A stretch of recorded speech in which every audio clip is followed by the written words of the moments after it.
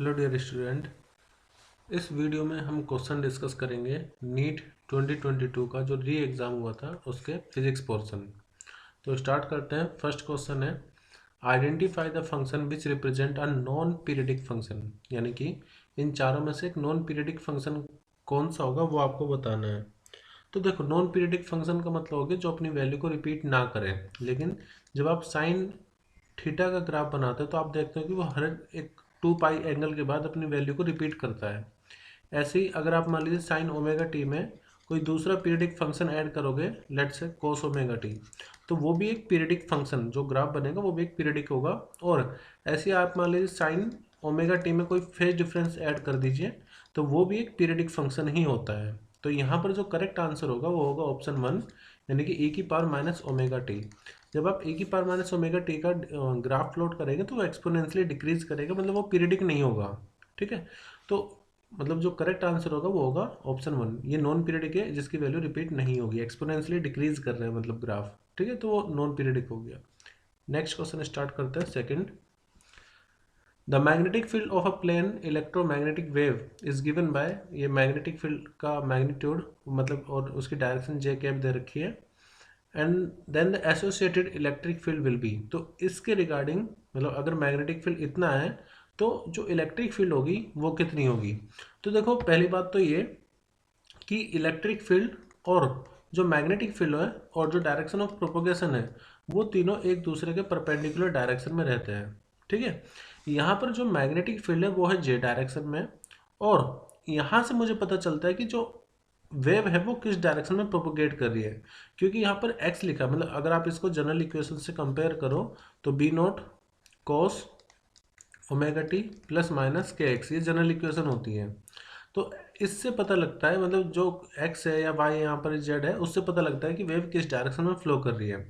तो यहाँ पर ये जो डायरेक्शन ऑफ वेव प्रोपगेशन होगी, जैसे प्लस है तो, और यहाँ पर ये एक्स आ रहा है, इसका मतलब जो direction of propagation of wave होगी, मैं उसको के कैप से डिनोट करूँ तो वो जो के कैप नहीं, इसको के वेक्टर से डिनोट करेंगे डायरेक्शन ऑफ प्रोपगेशन, तो वो जो डायरेक्शन आएगी वो आएगी एक्स डायरेक्शन में, यानी कि मैं उसको आई कैप पे लिख सकता हूँ। और क्योंकि यहाँ पर ये प्लस आ रहा है तो इसका मतलब वो माइनस आई डायरेक्शन में होगी, इसका अपोजिट होता है। तो जो वेव प्रोपोगेट कर रही है वो आई डायरेक्शन में कर रही है। मैग्नेटिक फील्ड हमारी जे डायरेक्शन में है। इलेक्ट्रिक फील्ड की डायरेक्शन क्या होगी, तो इलेक्ट्रिक फील्ड की इन दोनों के परपेंडिकुलर डायरेक्शन होगी, ये बात तो श्योर है। यानी कि जो मैग्नेटिक फील्ड आएगी वो आएगी के डायरेक्शन में, आई जे। तो जो मैग्नेटिक फील्ड आएगी वो कौन सी डायरेक्शन में आएगी, के डायरेक्शन में। तो आप पहले के दो ऑप्शन में देखो, इसमें आई कैप आ रहा है, इसमें आई कैप आ रहा है, तो मतलब ना तो ये ऑप्शन सही होगा और ना ही ये वाला ऑप्शन सही होगा। अब मैग्नीट्यूड की बात करूं तो देखो, आप मैग्नीट्यूड ऐसे निकाल सकते हो, ई का मैग्नीट्यूड बराबर होता है बी इंटू सी। लेकिन बाकी के दो ऑप्शन अगर आप कंपेयर करो तो फर्क इतना है कि ये साइन है और ये कोस है, क्योंकि मैग्नीट्यूड निकालने से क्या फायदा, मैग्नीट्यूड तो दोनों ऑप्शन में सेम ही है ना। बस आप ये देखो, साइन इसमें आ रहा है, इसमें कोस आ रहा है। तो मैं आपको बता दूं प्रॉपर्टीज ऑफ इलेक्ट्रोमैग्नेटिक वेव, कि जो इलेक्ट्रिक वेक्टर होता है और जो मैग्नेटिक वेक्टर होता है उन दोनों में कोई भी फेज डिफरेंस नहीं होता है। इसका मतलब ये कि जिस टाइम पर magnetic field minimum value acquire करेगी उसी टाइम पर इलेक्ट्रिक फील्ड भी मिनिमम होगी, और जैसे magnetic field maximum value acquire करेगी उसी उसी टाइम पर इलेक्ट्रिक फील्ड भी मैक्सिमम वैल्यू एक्वायर करेगी। कहने का मतलब है कि कोई भी फेज डिफरेंस नहीं होगा इलेक्ट्रिक फील्ड और मैग्नेटिक फील्ड के बीच में। तो इसका मतलब ये कि अगर इसमें बी में कोस आ रहा है तो जो इलेक्ट्रिक फील्ड है उसमें भी कोस ही आएगा, हम साइन वाला नहीं लेंगे। तो देखो, बिना सोल्व किए बस आपको सोचना है। जैसे शुरू के दो ऑप्शन तो मैंने डायरेक्शन से हटा दिए, बाद के दो ऑप्शन में से जो चूज करना था उसमें मैंने ऐसे करा कि जो मैग्नेटिक फील्ड और इलेक्ट्रिक फील्ड वेक्टर है वो दोनों सेम फेज में होंगे, इसलिए हम कोस वाला चूज करेंगे, साइन वाला नहीं करेंगे। तो हमारा करेक्ट आंसर हो जाएगा ऑप्शन 4। ठीक है, अब नेक्स्ट क्वेश्चन स्टार्ट करते हैं। तो हमारा next question number 3, the incorrect statement about the property of zener diode is. तो इस क्वेश्चन को बाद में करेंगे, पहले मैं आपको बता देता हूँ जीनर डायोड होता क्या है, उसके बाद आपको खुद आंसर मिल जाएगा। जीनर डायोड तो ये एक ऐसी डायोड है जो कि हमेशा रिवर्स बायस में इस्तेमाल करते हैं, रिवर्स बायस में इसका इस्तेमाल किया जाता है। और इसका जो सिंबल है कुछ इस तरह से होता है, एक नॉर्मल जंक्शन डायोड बना करके इस तरह से आप जेड बना दीजिए यहाँ पर। ठीक है, तो जीनर डायोड हमेशा किस में इस्तेमाल करेंगे, रिवर्स बायस में, और इसको हम as a voltage regulator device इस्तेमाल करते हैं। तो it is used as voltage regulator, मतलब ये हमें कांस्टेंट वोल्टेज सप्लाई करने में हेल्प करता है। जहाँ पर आपको एक कांस्टेंट वोल्टेज चाहिए वहाँ पर आप जीनर डायोड को इस्तेमाल कर सकते हैं।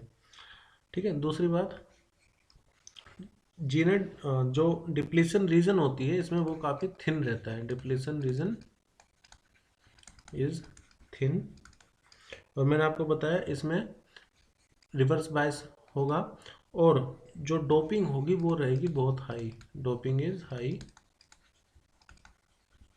रिवर्स बायस में इस्तेमाल होंगे, और जो जीनर वोल्टेज होगी वो कांस्टेंट रहेगी, जीनर वोल्टेज मतलब ब्रेक डाउन से पहले तक जीनर वोल्टेज इज कांस्टेंट। ठीक है, तो हमें इनकरेक्ट स्टेटमेंट इनमें से चूज करनी है। तो P N region of zener diode heavily doped, तो इसमें देख लेते हैं डोपिंग कैसी होती है, हाई, तो ये तो सही है, इसको नहीं लेंगे। Zener diode voltage remain constant eight breakdown, तो जो जीनर डायोड होती है क्या वो कांस्टेंट होती है, तो yes. It is design to operate under reverse bias, क्या इसको रिवर्स बायस में इस्तेमाल करते हैं, तो ऑफ कोर्स ये बात भी मैंने आपको यहाँ पर लिखी थी कि इसको हम रिवर्स बायस में इस्तेमाल करते हैं। Depletion region formed is very wide, जो डिप्लीशन रीजन होता है वो बहुत वाइड होता है, तो नहीं, देखो डिप्लीशन रीजन काफ़ी थिन होता है, तो इसलिए यहाँ पर जो गलत स्टेटमेंट है वो ऑप्शन 4 होगी, तो हमारा जो आंसर होगा वो हो जाएगा, इनकरेक्ट स्टेटमेंट हमें लेनी थी, तो हमारा करेक्ट आंसर हो जाएगा ऑप्शन 4। तो नेक्स्ट क्वेश्चन है 4 जो कि क्लास 12th और चैप्टर करंट इलेक्ट्रिसिटी से है। क्वेश्चन है a cell of EMF 4 volt and internal resistance is 0.5 ohm is connected to a 7.5 ohm external resistance, the terminal potential difference across the cell is. तो पहले मैं एक circuit बना करके थोड़ा सा सर इसको आसान कर देते हैं। ये एक EMF है, यहाँ पर मान लीजिए बैटरी हमने कनेक्ट की है जिसका EMF है 4 वोल्ट, और इसका अपना खुद का कुछ इंटरनल रेजिस्टेंस है जो कि 0.5 ओम है, और इसको हमने एक एक्सटर्नल रेजिस्टेंस लेट से 7.5 ओम से कनेक्ट किया हुआ है। तो आपको बताना है जो potential difference, terminal potential difference होगा वो कितना होगा। तो देख, टर्मिनल पोटेंशियल डिफरेंस वही होगा जो वोल्टेज या पोटेंशियल डिफरेंस इस रेजिस्टेंस के अक्रॉस होगा एक्सटर्नल रेजिस्टेंस के लिए। ठीक है, तो अगर आपको यहाँ पर पोटेंशियल पता करना है कि पोटेंशियल कितना होगा, इसके लिए आपको चाहिए क्या कि यहाँ पर करंट कितना फ्लो होगा। तो पहले करंट हम निकालेंगे कि सर्किट में टोटल करंट है कितना। तो आई निकालने के लिए क्या होता है, देखो ई डिवाइड में जो भी सर्किट में इक्विवेलेंट रेजिस्टेंस है, तो यहाँ पर स्मॉल आर और कैपिटल आर दोनों सीरीज में लगे हुए हैं। तो ईएमएफ कितना है हमारे पास, ईएमएफ यहाँ पर है 4 वोल्ट, उसको डिवाइड कर दीजिए आर प्लस आर से, तो ये 7.5 और ये 0.5 यानी कि ये हो जाएगा 8, इसका मतलब 1/2 या फिर 0.5 एम्पियर। तो इतना करंट आ गया। अब हमें निकालना है terminal potential difference, terminal drop कह सकते हैं, टर्मिनल पोटेंशियल डिफरेंस जो आएगा वो आएगा ई माइनस में आई इंटू में जो भी रेजिस्टेंस है, V equal to E minus I R होगा। एक्चुअली यहाँ पर हमें लेना पड़ेगा इंटरनल रेजिस्टेंस, कैपिटल आर नहीं स्मॉल आर। ठीक है, मैं दोबारा लिख देता हूँ E minus I small R. तो EMF कितना है 4 वोल्ट माइनस करंट कितना है 0.5 मल्टीप्लाइड बाय इंटरनल रेजिस्टेंस कितना है हमारे पास 0.5, तो 0.5 की 0.5 में मल्टीप्लाई करोगे तो आएगा 0.25, और इसको जब माइनस करोगे तो 3.75 वोल्ट, यानी कि 1 ऑप्शन आ जाएगा। इसके अलावा आप डायरेक्टली ये भी अप्लाई कर सकते थे, क्योंकि आपको वी निकालना है, तो आई इंटू में कैपिटल आर, इससे भी डायरेक्टली आ सकता था। आई कितना है सर्किट में 0.5 और कैपिटल आर कितना है 7.5, तो इससे आप करोगे तब भी इतना ही आंसर आएगा 3.75 वोल्ट। वो आपके ऊपर, आप कैसे भी कर लो, ये फॉर्मूला यूज़ कर लो या फिर ये वाला। नेक्स्ट क्वेश्चन है स्टेटमेंट, दो स्टेटमेंट आपको गिवन है और आपको बताना कौन सी स्टेटमेंट सही है कौन सी गलत है। तो पहली है in an AC circuit the current through a capacitor leads the voltage across it. क्या AC सर्किट में करंट, मतलब AC सर्किट में अगर कैपेसिटर लगा हो तो जो करंट होता है वो लीड करता है क्या, तो बिल्कुल सही बात कही है इन्होंने। तो जो करंट होता है वो लीड करता है by the voltage by phase difference of π/2 radian. मान लीजिए अगर आप EMF भेज रहे हो E0 साइन ओमेगा टी, तो उस दौरान जो वहाँ पर करंट फ्लो करेगा वो करेगा I0 sine omega t plus pi by 2, तो पाई बाय 2 रेडियन का डिफरेंस होता है। सेकेंड स्टेटमेंट है in an AC circuit containing pure capacitive only the phase difference between the current and the voltage is pi. मैंने अभी आपको बताया phase difference कितना होगा, पाई बाय 2 का, तो ये स्टेटमेंट तो गलत हो गई, तो सेकेंड स्टेटमेंट गलत, फर्स्ट स्टेटमेंट सही। तो करेक्ट आंसर कौन सा होगा वो आपको बताना है। तो हम यहाँ पर देखेंगे option 3, statement 1 is correct but statement second is incorrect, तो सही आंसर हो जाएगा ऑप्शन 3। नेक्स्ट क्वेश्चन स्टार्ट करते हैं। तो ये क्वेश्चन काफ़ी बार कॉम्पिटिटिव एग्जाम्स में आया है, भले आप नीट का कंपटीशन में हो या जेई का या कोई यूपी टीजीटी पीजीटी, बहुत सारे एग्जाम्स होते हैं। ये क्वेश्चन मैंने हर जगह देखा हुआ है मोस्टली, तो पहले भी मैंने ये इसका सॉल्यूशन अपलोड किया हुआ है, फिर भी आज दोबारा करते हैं। तो जब ये इन्फिनाइट रेजिस्टेंस इस तरह से कनेक्टेड है तो नेट इक्विवेलेंट रेजिस्टेंस कितना आएगा ये हमें पता करना है। तो देखो, जैसे ये मान लीजिए इन्फिनाइट सीरीज है, तो यहाँ पर आप ये एज्यूम कर सकते हैं कि एक हम पोर्शन एज्यूम कर लेंगे। देखो क्योंकि इन्फिनिटी जा रहा है तो मान लेते हैं इतने पीछे का जो रेजिस्टेंस है इससे पीछे पीछे का वो मान लेते हैं एक्स है, ठीक है।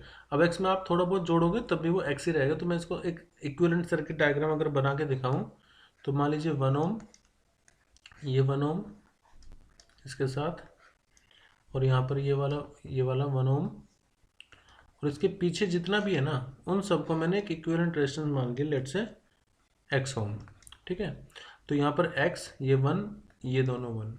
अब ये 1 और एक्स दोनों किस में, पैरेलल में, तो इन दोनों का जो इक्विवेलेंट अगर मैं लिखूँ तो वो आ जाएगा पैरेलल में। आप ऐसे कर सकते हैं मल्टीप्लाई अपॉन में एडिशन, तो एक्स इंटू में 1 अपॉन में एक्स प्लस 1, मतलब इन दोनों का पैरेलल आएगा एक्स अपॉन में एक्स प्लस 1। मैं लिख देता हूँ एक्स अपॉन में एक्स प्लस 1 आ जाएगा एक्स का और 1 का इक्विवेलेंट। अब उसके बाद क्या होगा, जब आप इसी को और इक्विवेलेंट सर्किट बनाओगे तो 1 ओम, नीचे वाला 1 ओम, और 1 और x का इक्विवेलेंट कितना आ गया हमारे पास, x अपॉन में x प्लस 1। अब आप ये देखो कि तीनों के तीनों आपको किस में दिख रहे हैं, सीरीज में।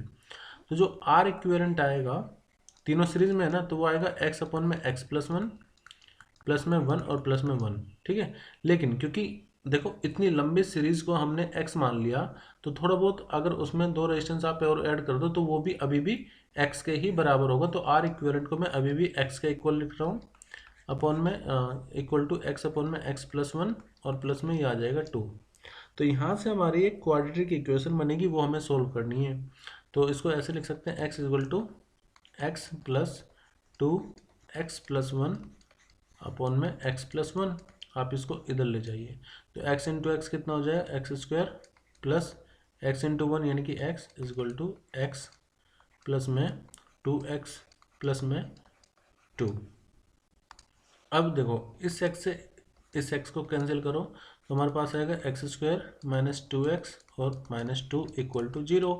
अब इसी को, ये क्वाड्रेटिक इक्वेशन बन गई, इसी को हम सोल्व कर सकते हैं इस तरह से। आपको पता है कोई भी अगर क्वाड्रेटिक इक्वेशन है, मान लीजिए X square plus B X plus C equal to 0, तो x की वैल्यू इस तरह से निकाल सकते हैं, minus B plus minus root B square minus 4ac upon 2a। तो यहाँ पर अब इसको कंपेयर करके लिखते हैं, तो x की वैल्यू आएगी माइनस बी का मतलब हो गया माइनस माइनस प्लस यानी कि प्लस के 2, minus B plus minus root B square मतलब कितना 2 का स्क्वायर, तो माइनस 2 का स्क्वायर करोगे तो प्लस 2 ही आएगा, तो बी स्क्वायर मतलब यहाँ पर आ जाएगा 4, फिर माइनस ए सी। तो ए यहाँ पर देखो 1 है और सी है यहाँ पर माइनस 2, तो माइनस माइनस कितना हो जाएगा प्लस, और ट्वाइस ऑफ ए सी, तो 2ac मतलब बी स्क्वायर माइनस 4ac, तो 4 मतलब 4 की आप सी में मल्टीप्लाई करोगे तो वो आ जाएगा 4 इंटू 2 यानी कि 8 अपॉन में ट्वाइस ऑफ ए, तो ए कितना है 1 है तो नीचे सिर्फ 2 रहेगा। अभी 8 और 4 कितना हो गया 12, तो प्लस 2 प्लस माइनस 12 अपॉन में 2।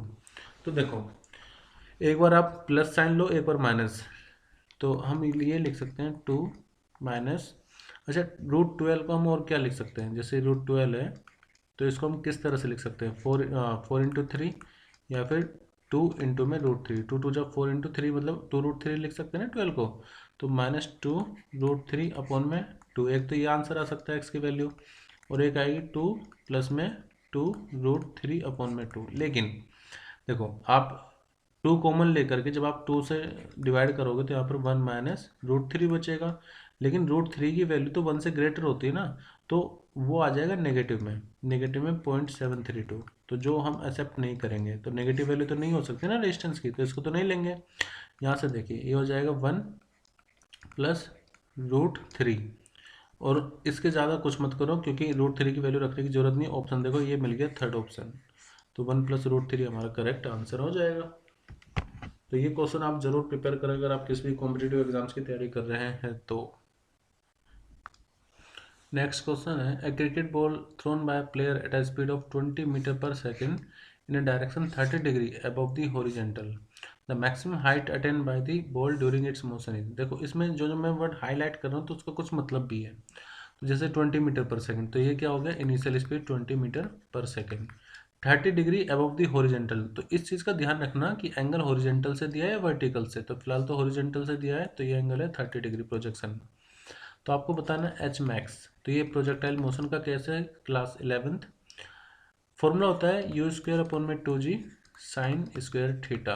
बस इसी को अप्लाई करना है। u की वैल्यू कितनी है 20, तो 20 का स्क्वायर/2, g की वैल्यू 10 लेनी है, तो 10 इंटू में साइन स्क्वायर थीटा यानी कि साइन 30 का स्क्वायर।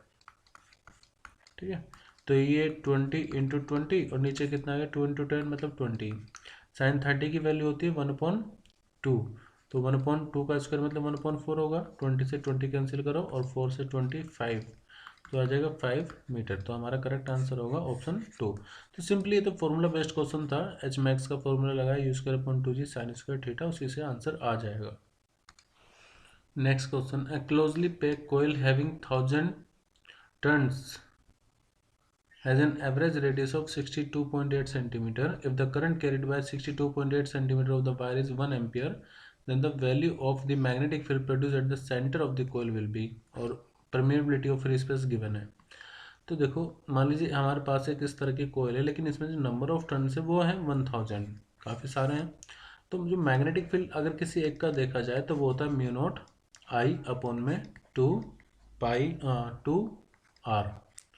लेकिन क्योंकि n नंबर ऑफ टर्न्स है तो n नंबर ऑफ टर्न्स के लिए हम n की मल्टीप्लाई कर देंगे सिंपली। लेकिन ध्यान रखना बहुत सी बार आप स्मॉल n भी लेते हैं, कैपिटल N भी लेते हैं। स्मॉल n होता है number of turns per unit length. तो वहाँ पर अब ये पहचाने कैसे कि ये 1000 कैपिटल N है या स्मॉल n है। तो देखो यहाँ पर 1000 पर मीटर या पर सेंटीमीटर नहीं बोला ना, तो ये टोटल नंबर ऑफ टर्न्स यानी कि ये कैपिटल N है ना कि स्मॉल n। अब फॉर्मूला अप्लाई करते हैं, b equal to total number of turns है 1000 मल्टीप्लाई बाय μ0 जो कि 4π×10⁻⁷ है। इसको मल्टीप्लाई करिए, टोटल जो करंट फ्लो कर रहा है वो कितना है 1 एम्पियर। तो 1 से अपॉन में 2 इंटू रेडियस कितना है, रेडियस जो एवरेज रेडियस हमें गिवन है वो है 62.8। अब देखो सारा खेल है ऑप्शन में पावर का, तो आप सेंटीमीटर को मीटर में चेंज करना ना भूलें। तो इसको मल्टीप्लाई कर दीजिए 10⁻⁻2 से। अब आगे देखो यहाँ पर 4π की वैल्यू होती है 12.56, इसकी डायरेक्टली वैल्यू लिख रहा हूँ मैं, और 2 की मल्टीप्लाई करेंगे 62.8 से। ठीक है, अब ये 10 टू पावर कितना हो गया 3 और 10 टू द-2। 4π की वैल्यू आप डायरेक्ट याद रखो, बहुत काम आती है। 4π की डायरेक्ट वैल्यू होती है 12.56। अभी 2 की जब 62.8 में मल्टीप्लाई करोगे तो ये आ जाएगा आपका 125.6 इंटू ये पावर कितनी हो जाएगी, देखो पावर ऊपर जाएगी 10 टू द पावर, ये माइनस है ना, ऊपर जाकर के प्लस हो जाएगा, तो 10 टू द पावर 5। अब यहाँ से आप इसको देखो ऐसे लिख लो 10 की पावर 2 और इसको 10 की पावर 1, बाकी इससे ये कैंसिल आउट हो जाएगा। अब नेट पावर कितनी होगी वो आपको पता करना है। एक यहाँ पे 10 टू द पावर -7 भी है, तो इसको भी लिखना होगा 10 to the power -7, 10 to the power -7। तो जब आप इसको सोल्व करोगे you will get 10 to the power -3 tesla. तो हमारा सही आंसर आएगा option 1, 10 to the power -3 tesla. तो कैलकुलेशन इजी थी, बट मेन चीज़ है फॉर्मूला आप कैसे अप्लाई कर रहे हो। तो वो फॉर्मूला हो जाएगा μ0I/2r मल्टीप्लाई कितने नंबर ऑफ टर्न्स हैं टोटल। तो नेक्स्ट क्वेश्चन है, an inductor of inductance 2 milli henry is connected to 220 volt 50 hertz AC source. Let the inductive reactance in the circuit is x1। अब ये हो रहा है कि हमारे पास एक इंडक्टर है और उसकी वैल्यू एल की वैल्यू हमें गिवन है 2 मिली हेनरी और उसको हमने एसी सोर्स से कनेक्ट किया हुआ है और एसी सोर्स की जो frequency it is given 50 hertz और वोल्टेज है 220। फिलहाल वोल्टेज का हमें काम नहीं होगा। आगे बोला late the inductive reactance in the circuit is x1। तो यहाँ पर जो इंडक्टिव रिएक्टेंस है यानी कि उसको x1 बोल रहे हैं। If a 220 volt DC source replaced the AC source in the circuit. अब क्या हो रहा है सेकंड टाइम में, सेकंड केस में इंडक्टर तो वही है लेकिन हम एसी सोर्स की जगह डीसी सोर्स को अप्लाई कर रहे हैं। अब आपको पता है डीसी सोर्स की जो फ्रीक्वेंसी होती है वो कितनी होती है 0। अगर डीसी सोर्स है तो फ्रीक्वेंसी कितनी होगी 0। तो अब बोला गया है कि then the inductive reactance in the circuit is x2। Let अब जो इंडक्टिव रिएक्टेंस है वो x2 है। x2 L की वैल्यू अभी भी उतनी है 2 मिली हेनरी। तो आपको बताना है कि x1 और x2 की रेस्पेक्टिवली कितनी वैल्यू होगी। तो पहले मैं आपको बता देता हूँ कि जो इंडक्टिव रिएक्टेंस और फ्रीक्वेंसी में रिलेशन होता है वो होता है 2πfl का। 2πfl where f is frequency और l होता है यहाँ पर इंडक्टेंस। ठीक है। अगर मैं डीसी सर्किट की बात करूं तो डीसी सर्किट की जो फ्रीक्वेंसी मैंने आपको बताई वो कितनी होती है 0। तो सेकंड केस में यानी कि x2 की वैल्यू कितनी हो जाएगी 2π इंटू में 0 इंटू में l, यानी कि x2 की वैल्यू कितनी आ जाएगी 0। तो एक बात तो श्योर है, इनको तो भूल जाओ, मतलब ऑप्शन 2 नहीं सही और ऑप्शन 4 भी सही नहीं है। अब फर्स्ट और थर्ड में से कौन सा सही होगा देखते हैं। तो अब x1 अगर मुझे निकालना होगा तो 2πfl का इस्तेमाल करेंगे। 2π f की वैल्यू कितनी है 50 हर्ट्स, एल की वैल्यू कितनी है 2 मिली हेनरी। तो मिली को चेंज कर दीजिए 10⁻³ से मल्टीप्लाई करके। ठीक है। अब जब आप इसको सोल्व करोगे तो 2π इंटू 5 इंटू 2 कितना हो जाएगा 10, यानी कि ये तो आ जाएगा 10⁻² और 10⁻³ 2π 10⁻⁻1 बचेगा या फिर 2π अपॉन 10 कह सकते हैं हम इसको। पाई की वैल्यू 3.14 होगी और 3.14 की आपको 2 में मल्टीप्लाई करनी है डिवाइड बाय 10। ठीक है। जब आप इसको सोल्व करोगे सो विल गेट वैल्यू 0.628 ओम। तो हमारा करेक्ट आंसर आ जाएगा ऑप्शन 3। ठीक है। ध्यान रखना डीसी सोर्स में एक्सएल की वैल्यू 0 हो जाती है। वैसे एक चीज़ और बता दूं, एक्सी की वैल्यू डीसी के लिए होती है इन्फिनिटी, तो डीसी को ब्लॉक कर देता है कौन, कैपेसिटर। ठीक है। फिलहाल उसका यूज़ नहीं था बट आपको बता रहा हूँ ये भी, इससे भी क्वेश्चन बन सकते हैं। अब नेक्स्ट क्वेश्चन स्टार्ट करते हैं। नेक्स्ट क्वेश्चन है during a cloudy day a primary and a secondary rainbow में बी क्रिएटेड देन। देखो प्राइमरी और सेकेंडरी रेनबो जब बनता है तो मैं आपको डायरेक्टली बता देता हूँ, जो सेकेंडरी रेनबो होता है वो डबल इंटरनल रिफ्लेक्शन की वजह से बनता है और प्राइमरी के ऊपर बनता है। ठीक है। तो यहाँ पर जो करेक्ट आंसर होगा वो होगा ऑप्शन 4। आई रिपीट, जो सेकेंडरी रेनबो होता है वो डबल इंटरनल रिफ्लेक्शन की वजह से होगा, TIR की वजह से होगा, वो भी डबल, और वो प्राइमरी के ऊपर बनेंगे। तो सही आंसर हो जाएगा option 4। Okay next, the light रे हैविंग फोटोन ऑफ एनर्जी। हमारे पास कोई लाइट रे है जिसकी फोटोन की एनर्जी है 4.2 electron volt, are falling on a metal having a work function of. अब इसकी जो वर्क फंक्शन है फाई नोट भी कह सकते हैं, W नोट भी कह सकते हैं, वो गिवन है 2.2 electron volt. Then the stopping potential of the surfaces. तो जो स्टॉपिंग पोटेंशियल होगा वो कितना होगा ये बताना है। तो देखो मैं कंजर्वेशन ऑफ एनर्जी अप्लाई अगर करूँ यहाँ पर, तो जो इंसिडेंट एनर्जी है ई इंसिडेंट, वो दो जगह इस्तेमाल होगी। एक तो वर्क फंक्शन करने में, दूसरा जो इलेक्ट्रॉन बाहर आएंगे उनको काइनेटिक एनर्जी प्रोवाइड करने में। ठीक है। अब जो इलेक्ट्रॉन की काइनेटिक एनर्जी है उसको हम बैलेंस कर सकते हैं या रोक सकते हैं by the appropriate stopping potential. तो मैं यहाँ पर एक फॉर्मूला अप्लाई कर सकता हूँ कि काइनेटिक एनर्जी का जो फॉर्मूला होगा it will be equal to E into में V मतलब पोटेंशियल जो आपने एनोड और कैथोड के बीच में दिया होगा। तो हमें इंसिडेंट एनर्जी कितनी पता है 4.2 इलेक्ट्रॉन वोल्ट, वर्क फंक्शन है 2.2 electron volt, plus kinetic energy की जगह पर मैं लिखूंगा E इंटू में V, और हमें वही स्टॉपिंग पोटेंशियल ही फाइंड करना है V नोट। तो 4.2 में से 2.2 माइनस कर दीजिए तो ये आएगा 2.2 EV, मतलब यूनिट तो EV रहेगी ना इधर, इक्वल टू EV नोट। देखो E से E कैंसिल करो तो 4.2 में से 2.2 माइनस करो तो कितना बचेगा 2 और वोल्ट, और यही क्या आ जाएगा अपना स्टॉपिंग पोटेंशियल। तो करेक्ट आंसर होगा ऑप्शन 2। ध्यान रखना इलेक्ट्रॉन वोल्ट तो एनर्जी की यूनिट होगी ना, हमें एनर्जी थोड़ी ना निकालनी है, हमें तो स्टॉपिंग पोटेंशियल बताना है, तो 2 वोल्ट सही आंसर होगा। नेक्स्ट क्वेश्चन है, in a diagram shown the normal reaction force between 2 kg and 1 kg is.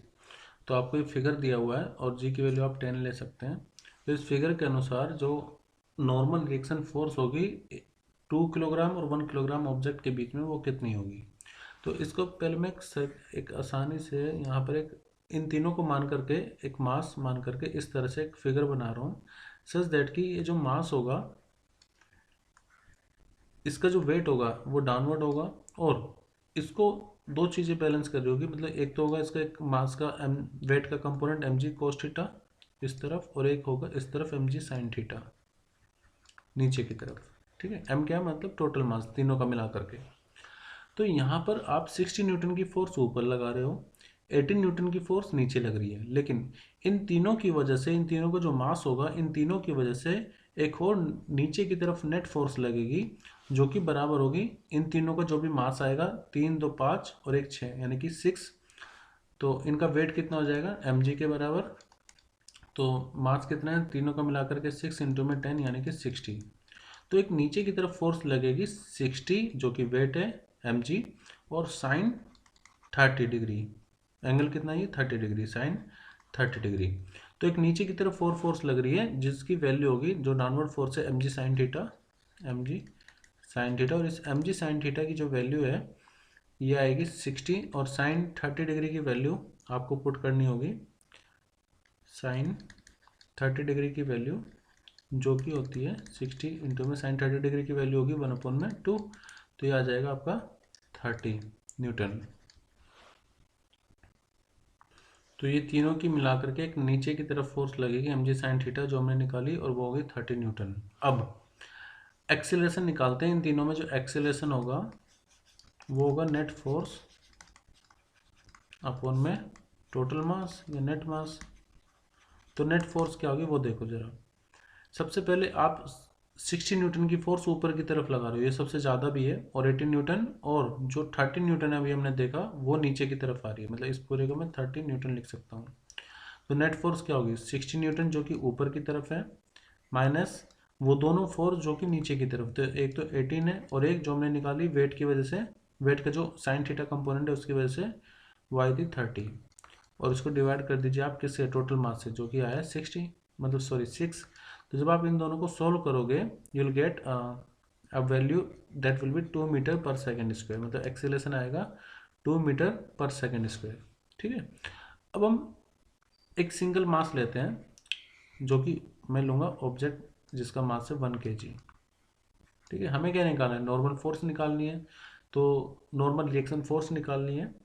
तो मान लेते हैं कि ये जो नॉर्मल रिएक्शन फोर्स है इस पर ऑब्जेक्ट 2 लगा रहा है ऊपर की तरफ एन, कैपिटल एन।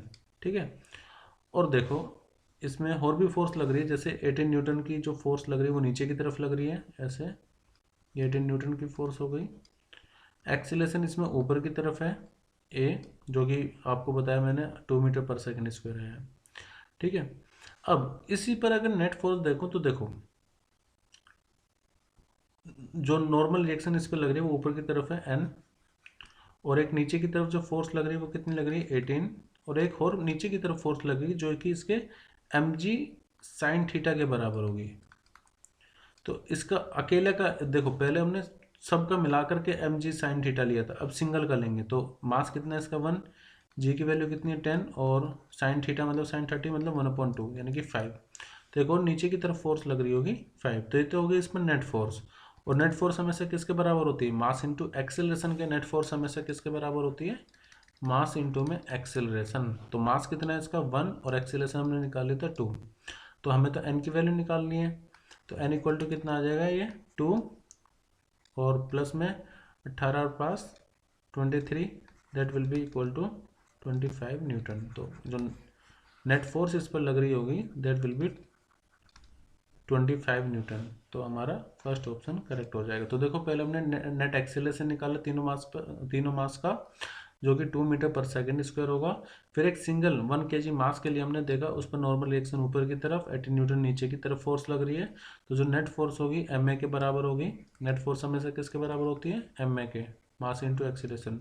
तो वो होगा एन ऊपर की तरफ माइनस 18 नीचे की तरफ, और इसका जो वेट कंपोनेंट होगा वो भी नीचे की तरफ, तो इसलिए माइनस, मतलब वो फोर्स जो ऊपर की तरफ लग रही है उनको प्लस, और जो नीचे की तरफ लग रही है उसको हमने माइनस लेकर के किया है। तो नेट नॉर्मल रिएक्शन आ जाएगी इस पर 25 न्यूटन। नेक्स्ट क्वेश्चन स्टार्ट करते हैं। तो इसमें हमारे पास एक बल्ब है, एलईडी है, इसको आर रेजिस्टेंस से कनेक्ट किया है बचाने के लिए ताकि फटना चाहिए, और हमने इसके एक टर्मिनल को 6 वोल्ट यानी कि हायर पोटेंशियल ऑलरेडी गिवन है इस पर, और ये दो अलग अलग तरीके से हम यहाँ पर ग्राउंड इसको कर सकते हैं। देखो जब भी आपको कोई बल्ब जलाना है तो दो चीज़ें होंगी, एक तो उसको आपको हायर टर्मिनल से कनेक्ट करना पड़ेगा और एक लोअर टर्मिनल या ग्राउंड से कनेक्ट करना पड़ेगा। तो हायर टर्मिनल पॉजिटिव 6 वोल्ट से तो ये कनेक्टेड है।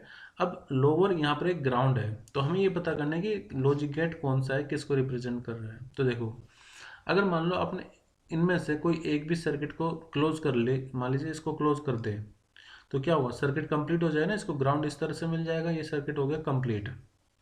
तो अगर मैं इसकी टेबल बनाऊँ ट्रुथ टेबल, तो मान लो ये ए और ये बी, और यहाँ पर एलईडी की जो कंडीशन होगी, मैं इसको फर्स्ट मान रहा हूँ कि, और इसको बी।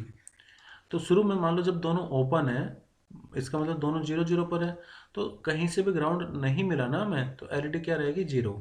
लेकिन अगर मैं मान लेता हूँ ए हमारा 0 है लेकिन बी हाई है, मतलब इसको हमने क्लोज कर दिया, इसको ओपन किया हुआ है, तो ऐसे में उसको ग्राउंड मिलेगा यहाँ से।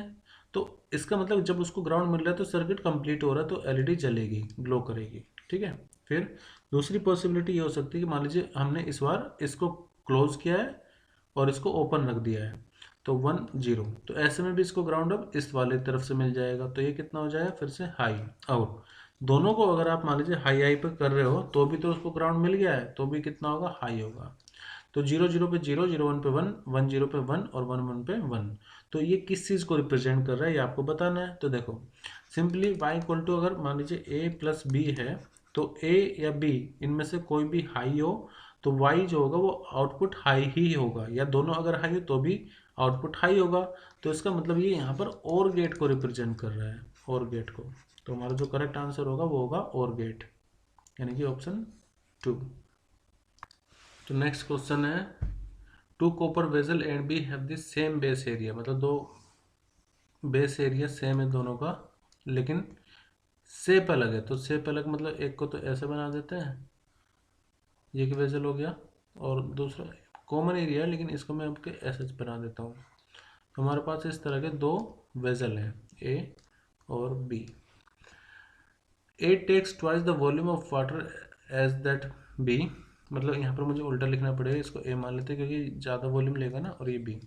तो ये कह रहा है कि जो ए है वो twice volume of water as that of B, मतलब मान लीजिए इनको एक कॉमन हाइट तक हम फिल कर रहे हैं, तो इसको फिल करने के लिए हमें ज़्यादा पानी भरना पड़ा है, ठीक है, लेकिन हाइट ध्यान रखना, हाइट दोनों की सेम है। देन द करेक्ट स्टेटमेंट कौन सी होगी आपको बताना है। तो हाइट ध्यान रखना, हाइट यहाँ पर सेम है, जो भी लिक्विड भरा पड़ा है इसमें हाइट तो सेम है, ऑल दो उसका अमाउंट डिफरेंट है। तो इनमें से कौन सी स्टेटमेंट सही होगी, vessel B weight twice that of A, pressure on the base area of vessel A and B is same, pressure on the base area of A and B is not same, both vessel and B weight the same. तो देखो पहले मैं आपको एक concept बता देता हूँ hydrostatic paradox का, हाइड्रोस्टेटिक पैराडॉक्स, उसी को अप्लाई करेंगे हम यहाँ पर। हाइड्रोस्टेटिक पैराडॉक्स ये कहता है कि अगर मान लीजिए आपके पास डिफरेंट शेप के वेजल हो, लेकिन उसमें आपने जो पानी भरा हुआ है वो सेम हाइट तक भरा हुआ है, तीनों में जो वाटर की हाइट है, मान लीजिए या कोई भी फ्लूइड है उसकी जो हाइट है, अगर वो हाइट सेम है, एच अगर सेम है, तो तीनों पर जो प्रेशर होगा वो सेम होगा, क्योंकि प्रेशर क्या होता है, एच रो जी। तो अगर आपने सेम लिक्विड तीनों में भरा हुआ है तो जो प्रेशर है जी तो सेम होगा, तो प्रेशर सिर्फ हाइट पर डिपेंड किया ना। तो भले ही आपको ये देखने में वॉल्यूम इसकी अलग लगे, इसकी ज़्यादा लगे, इसकी कम लगे, लेकिन अगर सेम हाइट तक भरे हुए हैं तो प्रेशर सेम रहेगा। यहाँ पर भी वही कंसेप्ट अप्लाई कीजिए, तो दोनों भले ही आपने अलग अलग वॉल्यूम उसमें हो लेकिन हाइट तो सेम है, तो दोनों का प्रेशर सेम रहेगा। तो हम ये कह सकते हैं pressure on base area of A is and B is same, तो हमारा करेक्ट आंसर हो जाएगा ऑप्शन 2। नेक्स्ट क्वेश्चन है chapter 2 class 12th। The distance between two plate of a parallel plate capacitor is double and the area of each plate is half. If C is initial capacitance then final capacitance कितना होगा। तो मान लो हमारे पास एक capacitor है जिसका plate area A है और उनके बीच का सेपरेशन मैं एज्यूम कर रहा हूँ लेट डी है, एरिया ए। तो ऐसे में जब कैपेसिटेंस होगा उसका फॉर्मूला होता है एप्सिलॉन नॉट ए अपॉन में डी। पैरेलल प्लेट कैपेसिटर का फॉर्मूला यही होता है। लेकिन इसके बाद क्या हो रहा है, the parallel plate capacitor is double, the distance between two plate is double and the area of each plate is half. तो देखो अब जो नया कैपेसिटर हम बना रहे हैं उसमें जो डिस्टेंस है वो पहले वाले से डबल है, तो डी डैश में मान रहा हूँ वो डबल है पहले वाले से, और जो नया एरिया है वो पहले वाले के हाफ है, a/2 है। तो एक काम करते हैं, थोड़ा सा एक इसको बना लेते हैं। हमारा फर्स्ट केस था, सेकंड केस में एरिया तो हो गया छोटा तो प्लेट हो गई छोटी और सेपरेशन उनके बीच का हो गया ज़्यादा। पहली बात तो ये कि कैपेसिटेंस डायरेक्टली एरिया पर डिपेंड करता है और इनवर्सली जो उनके बीच की दूरी है उस पर डिपेंड करता है। तो एरिया ज़्यादा होगा तो कैपेसिटेंस ज़्यादा होगा, एरिया कम होगा तो कैपेसिटेंस कम होगा। दूसरा, अगर सेपरेशन कम है तो कैपेसिटेंस ज़्यादा होता है और सेपरेशन ज़्यादा कर दो तो कैपेसिटेंस कम हो जाएगा। तो यहाँ पर देखो एरिया भी कम कर रहे हो और सेपरेशन भी बढ़ा रहे हो, तो एक बात तो श्योर है कि कैपेसिटेंस घटेगा ही। तो ना तो वो डबल हो सकता ना वो 4 टाइम्स हो सकता। बचा ऑप्शन 2 और 4। अब देखते हैं करके। तो इसी equal to epsilon naught A upon में डी, तो यहाँ पर हम डैश लेंगे। एप्सिलॉन नॉट हमने चेंज नहीं किया है क्योंकि वैक्यूम ही है अभी भी, तो ऐसा कुछ नहीं बोला नहीं है क्वेश्चन में कि हमने मीडियम चेंज कर दिया। तो एप्सिलॉन नॉट ए जो नया एरिया है वो कितना है पहले वाले के कंपैरिजन में a/2, और जो सेपरेशन है पहले वाले के कंपैरिजन में वो कितना है ट्वाइस यानी कि 2d। तो सी डैश को आप ऐसे लिख सकते हैं एप्सिलॉन नॉट ए अपॉन में 2 × 2 कितना हो जाएगा 4 और ये आ गया डी। तो C dash epsilon naught A upon D की वैल्यू हमें ऑलरेडी पता है कितनी है, सी के बराबर। तो हमारा जो नया कैपेसिटेंस आएगा it will B 1/4 of the old capacitor. तो C/4 करेक्ट आंसर होगा। नेक्स्ट क्वेश्चन है the terminal velocity of a copper ball of radius 5 millimetre is given as falling through a tank of oil at room temperature is 10 centimetre पर second. तो देखो जो इस copper ball का radius है वो आपको गिवन है 5 मिलीमीटर। तो पहले तो एक बात बता दूं आपको, आंसर न्यूटन में है ना, तो सभी चीज़ें आपके SI यूनिट में होनी चाहिए। तो 5 मिलीमीटर को मीटर में चेंज कर दीजिए, -3 से मल्टीप्लाई करके ये आ जाएगा मीटर में। ठीक है, उसके बाद बोला है कि जो उसकी जो टर्मिनल वेलोसिटी है वो आपको गिवन है, तो v आपको गिवन है 10 सेंटीमीटर पर सेकेंड। तो 10 इंटू सेंटीमीटर को मीटर में चेंज करने के लिए 10⁻², तो आ जाएगा मीटर पर सेकेंड में। आगे बोला है if the viscosity of oil, viscosity दे रखी है किसी पर्टिकुलर टेम्परेचर पे 0.9 kilogram metre inverse second inverse. तो ये तो ऑलरेडी ऐसा यूनिट में है, तो आपको बताना है विस्कस ड्रैग कितना होगा। तो आपको स्टोक्स लॉ पता है, अकॉर्डिंग टू स्टोक्स लॉ तो जो फोर्स ड्रैग फोर्स लगता है वो 6π/RV होता है, यानी जो फोर्स है वो डायरेक्टली ईटा पे डिपेंड करती है, रेडियस पे डिपेंड करती है और वेलोसिटी पे डिपेंड करती है डायरेक्टली। ठीक है, तो ये फॉर्मूला है जो हम यहाँ पर अप्लाई करने वाले हैं 6π/RV। अब पुट कीजिए जो वैल्यू गिवन है, तो 6 इंटू पाई की वैल्यू 3.14 इंटू ईटा कितना है 0.9 है, आर यानी कि रेडियस जो हमने चेंज कर लिया है वो कितना है 5 इंटू 10⁻³ इंटू रेडियस के बाद वेलोसिटी जो कि है 10 इंटू में 10⁻²। इसको आपको सोल्व करना है। तो after solving will get 8.48 into में 10⁻³ न्यूटन। तो हमारा जो करेक्ट आंसर आएगा वो आएगा 8.48 इंटू 10⁻³ न्यूटन। तो देखो बहुत सारे ऐसे क्वेश्चन हैं जो सिर्फ फॉर्मूला बेस्ड है, तो आप इसलिए अलग से एक लिस्ट बना लो जहाँ पर सिर्फ और सिर्फ फॉर्मूले रखे हो। अभी हमने काफ़ी सारे क्वेश्चन किए जिस पे डायरेक्टली फॉर्मूला अप्लाई किया और आंसर आया। कोई ज़्यादा कंसेप्ट नहीं लगाना है, फॉर्मूला अप्लाई करके सभी वैल्यू गिवन है, आपको आंसर लाना है बस। नेक्स्ट क्वेश्चन आपको एफ और आर गिवन है, आपको बताना है इनका स्केलर प्रोडक्ट और वेक्टर प्रोडक्ट कितना होगा रेस्पेक्टिवली। तो पहले आपको स्केलर करना है, तो स्केलर के लिए आप क्या करते हैं F.R, तो ये 2i cap plus j minus k cap, इसकी डॉट मल्टीप्लाई कर दीजिए 3i प्लस 2j -2k में।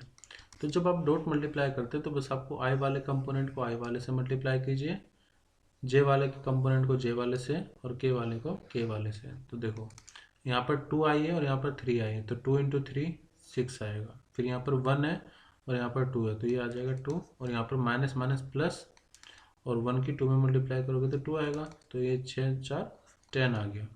तो इसको तो हटा ही दो, इसको भी हटा दो, बचा 10, और मतलब थर्ड और फोर्थ ऑप्शन में से कौन सा होगा उसके लिए हमें क्रॉस प्रोडक्ट करना पड़ेगा। तो f क्रॉस r कैसे करते हैं वो बताएंगे। तो इसके लिए आपको i j k इस तरह से लिख लीजिए पहले, फिर जो f वेक्टर है उसका कंपोनेंट तो वो है 2, फिर 1 और -1, ठीक है, और r का है 3, 2 और माइनस के 2। अभी आई कैप के लिए पहले ओपन करते हैं इसको। तो आई कैप के लिए जब आप ओपन करोगे तो ये -2 इंटू, देखो पहले मैं लिख देता हूँ -2, और यहाँ पर माइनस आता है, और फिर 2 की -1 में मल्टीप्लाई करोगे तो प्लस हो जाएगा 2। आगे जे कैप, तो -j, और फिर इसको हाइड करके -2 की 2 में मल्टीप्लाई करोगे तो -2 2 जब 4, फिर माइनस, और फिर इसकी इसमें करोगे तो माइनस माइनस प्लस हो जाएगा, तो यहाँ पर आएगा प्लस, और 3 × 1 यानी कि 3 आ जाएगा, फिर प्लस के कैप। तो अब के कैप के लिए आप करोगे 2 × 2 यानी कि 4, और -3 × 1 यानी कि 3। तो f cross r equal to, अब i कंपोनेंट तो 0 हो गया यहाँ पर, -2 + 2 0, j कंपोनेंट कितना होगा, तो ये है -1 और +1, तो यहाँ पर आ जाएगा j cap, minus minus plus हो जाएगा, प्लस 4 में से 3 जाएगा तो 1 यानी कि के कैप। अब इसका मैग्नीट्यूड निकालना है, क्योंकि यहाँ पर मैग्नीट्यूड है ना, वेक्टर फॉर्म नहीं है, तो मैग्नीट्यूड कैसे निकालेंगे। देखो इसके कोफिशिएंट 1, इसका भी कोफिशिएंट 1, तो f क्रॉस r का जो मैग्नीट्यूड आएगा वो आएगा √1 का स्क्वायर प्लस 1 का स्क्वायर, यानी कि 1 + 1, और इसको आप √2 भी लिख सकते हैं। तो करेक्ट आंसर आ जाएगा ऑप्शन 3 10 और √2। नेक्स्ट क्वेश्चन है, after passing through a polariser a linearly polarised light of intensity I is incident on an analyzer making an angle 30 degree with that of the polarizer. The intensity of light emitted from the analyzer will be। तो देखो इसके लिए आपको apply करना पड़ेगा class 12th मेरस law, जो कि बताता है I बराबर होगा I0 cos स्क्वायर थीटा के। थीटा क्या होगा, पोलराइजर और एनालाइजर की एक्सिस के बीच का एंगल। अब इंटेंसिटी I0 हमें I गिवन है, यहाँ पर कोस एंगल कितना है 30 डिग्री, तो इसका स्क्वायर करेंगे तो आई कोस 30 की वैल्यू होती है √3/2, उसका स्क्वायर कर दीजिए तो आ जाएगा √3 का स्क्वायर 3 और 2 का स्क्वायर 4, तो 3i/4। तो करेक्ट आंसर हो जाएगा ऑप्शन 4, 3i/4। नेक्स्ट क्वेश्चन है, the restoring force of a spring with block attach to free end of the spring is. तो मैं आपको बता दूँ, मान लीजिए कोई स्प्रिंग है, तो इसकी जो रिस्टोरिंग फोर्स है वो डायरेक्टली डिपेंड करती है डिस्प्लेसमेंट पर, बट विद नेगेटिव साइन। मतलब कि डिस्प्लेसमेंट अगर इधर हो रहा है तो जो फोर्स लगेगी रिस्टोरिंग फोर्स वो अपोजिट डायरेक्शन में लगेगी हमेशा। इसी की वजह से सिंपल हार्मोनिक मोशन भी होता है। तो अगर मान लीजिए यहाँ पर एक कांस्टेंट में अप्लाई कर दो जो कि स्प्रिंग कांस्टेंट के बराबर होता है, तो एफ और एक्स में क्या रिलेशन आ गया कि स्ट्रेट लाइन का, लेकिन जो स्लोप होगी वो कैसी होगी, नेगेटिव।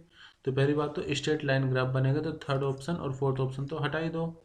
स्लोप नेगेटिव होनी चाहिए, तो ये रिप्रेजेंट कर रहा है पॉजिटिव स्लोप को। तो यहाँ पर करेक्ट आंसर हो जाएगा अपना ऑप्शन फर्स्ट, सही आंसर होगा, क्योंकि स्लोप नेगेटिव होनी चाहिए और ग्राफ होना चाहिए एफ और एक्स के बीच में एक स्ट्रेट लाइन ग्राफ।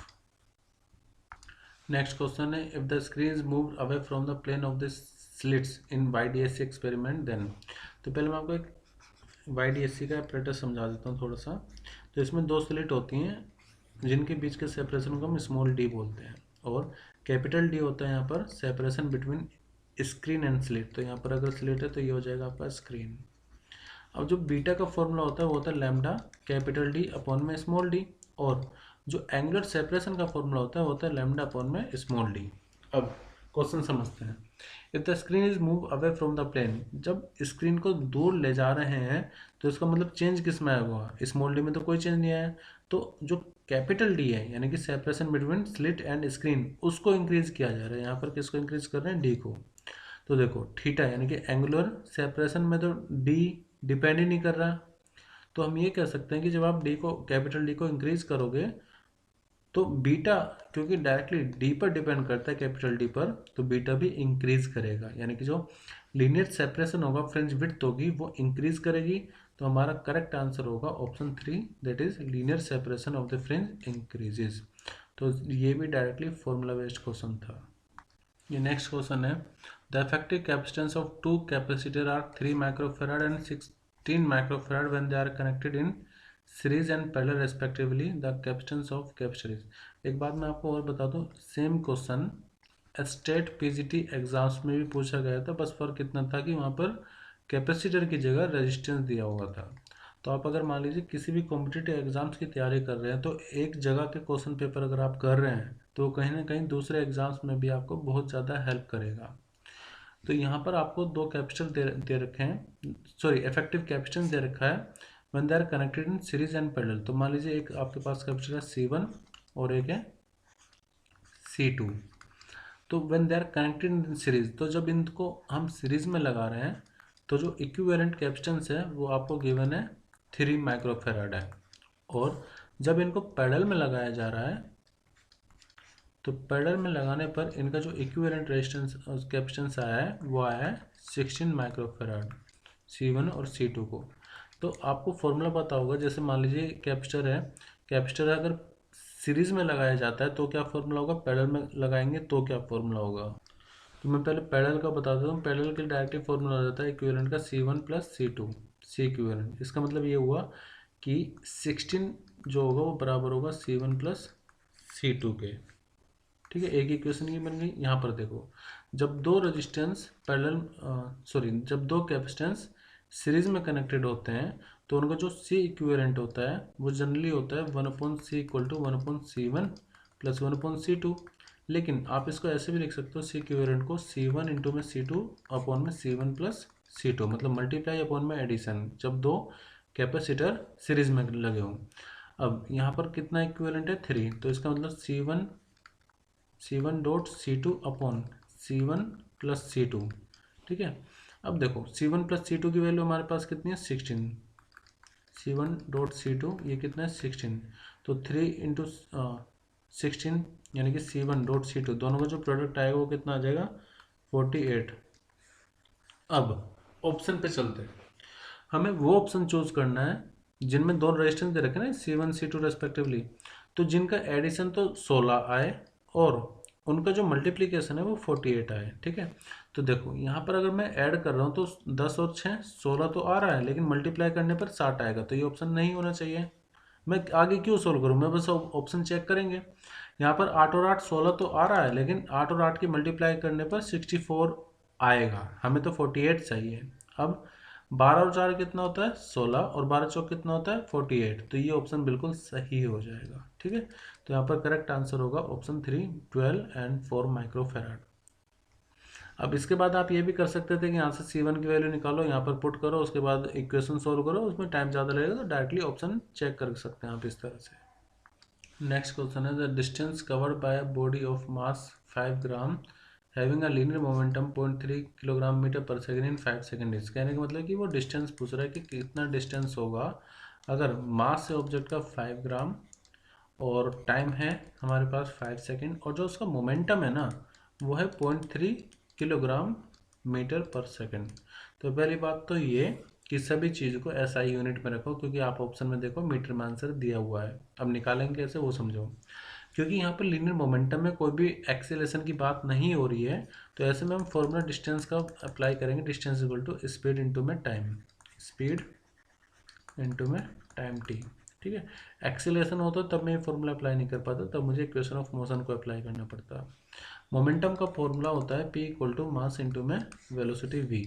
तो या यहाँ पर जो डिस्टेंस बराबर स्पीड इंटू टाइम, क्योंकि यहाँ पर सिर्फ मैग्नीट्यूड हम ले रहे हैं, तो स्पीड मतलब वेलोसिटी एक तरह से, तो मैं ये लिख सकता हूँ कि v की वैल्यू कितनी हो जाएगी p अपॉन में m, मतलब डिस्टेंस x बराबर होगा यहाँ पर v इंटू टी के, और x हमें निकालना है। v को मैं क्या लिख सकता हूँ, v को मैं लिख सकता हूँ मोमेंटम अपॉन में मास इंटू में टाइम t। अब मोमेंटम कितना है, तो मोमेंटम है 0.3 अपॉन मास कितना है 5 इंटू 10⁻³ किलोग्राम में चेंज कर लीजिए, और टाइम कितना है 5। अब इसी को आपको सोल्व करना है, तो x इक्वल टू हो जाएगा, देखो 5 से 5 कैंसिल हो गया, तो 0.3 इंटू में 10⁻³ मतलब ऊपर जाएगा तो ये आएगा इतना मीटर। इसी को आप क्या लिख सकते हैं, 300 मीटर, 300 मीटर। तो ये हमारा करेक्ट आंसर आ जाएगा।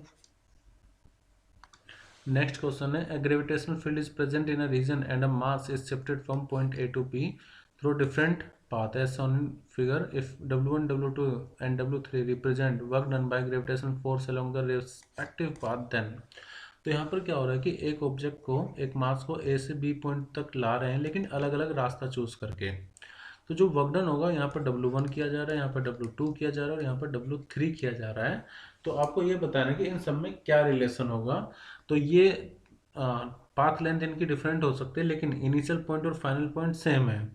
तो देखो ग्रेविटेशनल फील्ड की, सॉरी ग्रेविटेशनल फोर्स की, या कोई भी, पहली बात तो ये कि ग्रेविटेशनल फोर्स एक तरह की कंजर्वेटिव फोर्स होती है और जो भी कंजर्वेटिव फोर्स होगी उसमें जो वर्क डन होगा वो सिर्फ इनिशियल और फाइनल पोजीशन पर डिपेंड करता है। Work done depends on initial and final position only, final position only. मैं दोबारा रिपीट करता हूँ, सुनिए। जब भी कंजर्वेटिव फोर्स हो, भले ही वो आपकी ग्रेविटेशन फोर्स हो या इलेक्ट्रोस्टैटिक फोर्स हो, ठीक है, या फिर स्प्रिंग फोर्स क्यों ना हो, ऐसे में जो वर्क डन होगा कंजर्वेटिव फोर्स में, जो वर्क डन होगा अगेंस्ट द फोर्स, वो सिर्फ इनिशियल और फाइनल पॉइंट पर डिपेंड करता है। वो डिपेंड नहीं करता कि पाथ कैसा है, ठीक है। डज नॉट डिपेंड, मैं लिख देता हूँ, depends on initial and final position and only, not on path taken. तो यहाँ पर देखो भले ही उन्होंने अलग अलग रास्ता लिया है लेकिन ए और बी मतलब इनिशियल पॉइंट और फाइनल पॉइंट तो तीनों रास्ते के लिए सेम है। तो जो वर्क डन होगा तीनों के लिए वो सेम रहेगा, ठीक है। तो करेक्ट आंसर हो जाएगा यहाँ पर ऑप्शन 2, क्योंकि फोर्स, जो ग्रेविटेशन फोर्स है वो कंजर्वेटिव फोर्स होती है नेचर में, और कंजर्वेटिव फोर्स में जो भी आप वर्क डन कर रहे हो अगेंस्ट द फोर्स, वो इनिशियल और फाइनल पॉइंट पर, पोजीशन पर डिपेंड करता है, ना कि आपने रास्ता कौन सा चूज किया उस पर। तो ऑप्शन सेकंड सही होगा। ये बहुत सिंपल क्वेश्चन है। द रेसिप्रोकल ऑफ रेजिस्टेंस क्या होता है? तो रेजिस्टेंस देखो, रेसिस्टिविटी होती है तो उसका रेसिप्रोकल हो जाता है कंडक्टिविटी, रेजिस्टेंस है तो उसका रेसिप्रोकल हो जाएगा कंडक्टेंस। तो हमारा सही आंसर होगा ऑप्शन 4। नेक्स्ट क्वेश्चन है असर्जन रीजन पर बेस्ड क्वेश्चन है। पहला असर्जन है, when the firecracker rockets explode in mid-air, its fragments fly in such a way that they continue moving in the same path with which the firecracker would have followed had it not exploded। ये कह रहा है कि मान लीजिए कोई एक cracker है, अब क्रैकर मान लीजिए इस तरह से जा रहा है, तो जब ये एक्सप्लोड करेगा, मान लीजिए अलग अलग पोर्शन में एक्सप्लोड किया, तो इन तीनों की जो डायरेक्शन होगी वो वही डायरेक्शन होगी जो इस क्रैकर की होती अगर ये क्रैक ना होता तो देखो ये बात सरासर गलत है कि जो भी पार्टिकल यहाँ पर एक्सप्लोड होगा उसके बाद वो इस तरह से मूव करेंगे कि जो नेट मोमेंटम हो वो कंजर्व रहे, नेट मोमेंटम कंजर्व रहना चाहिए। इसका मतलब इनिशियल मोमेंटम और फाइनल मोमेंटम सेम होना चाहिए। तो ऐसा तो हो ही नहीं सकता कि इनिशियल ये डायरेक्शन थी तो फाइनल एक्सप्लोडेड पार्टिकल्स की भी यही डायरेक्शन होगी, क्योंकि ऐसे में मोमेंटम कंजर्व नहीं होता। तो ऑप्शन मतलब असर्शन ए तो यहाँ पर गलत है। रीजन देखते हैं।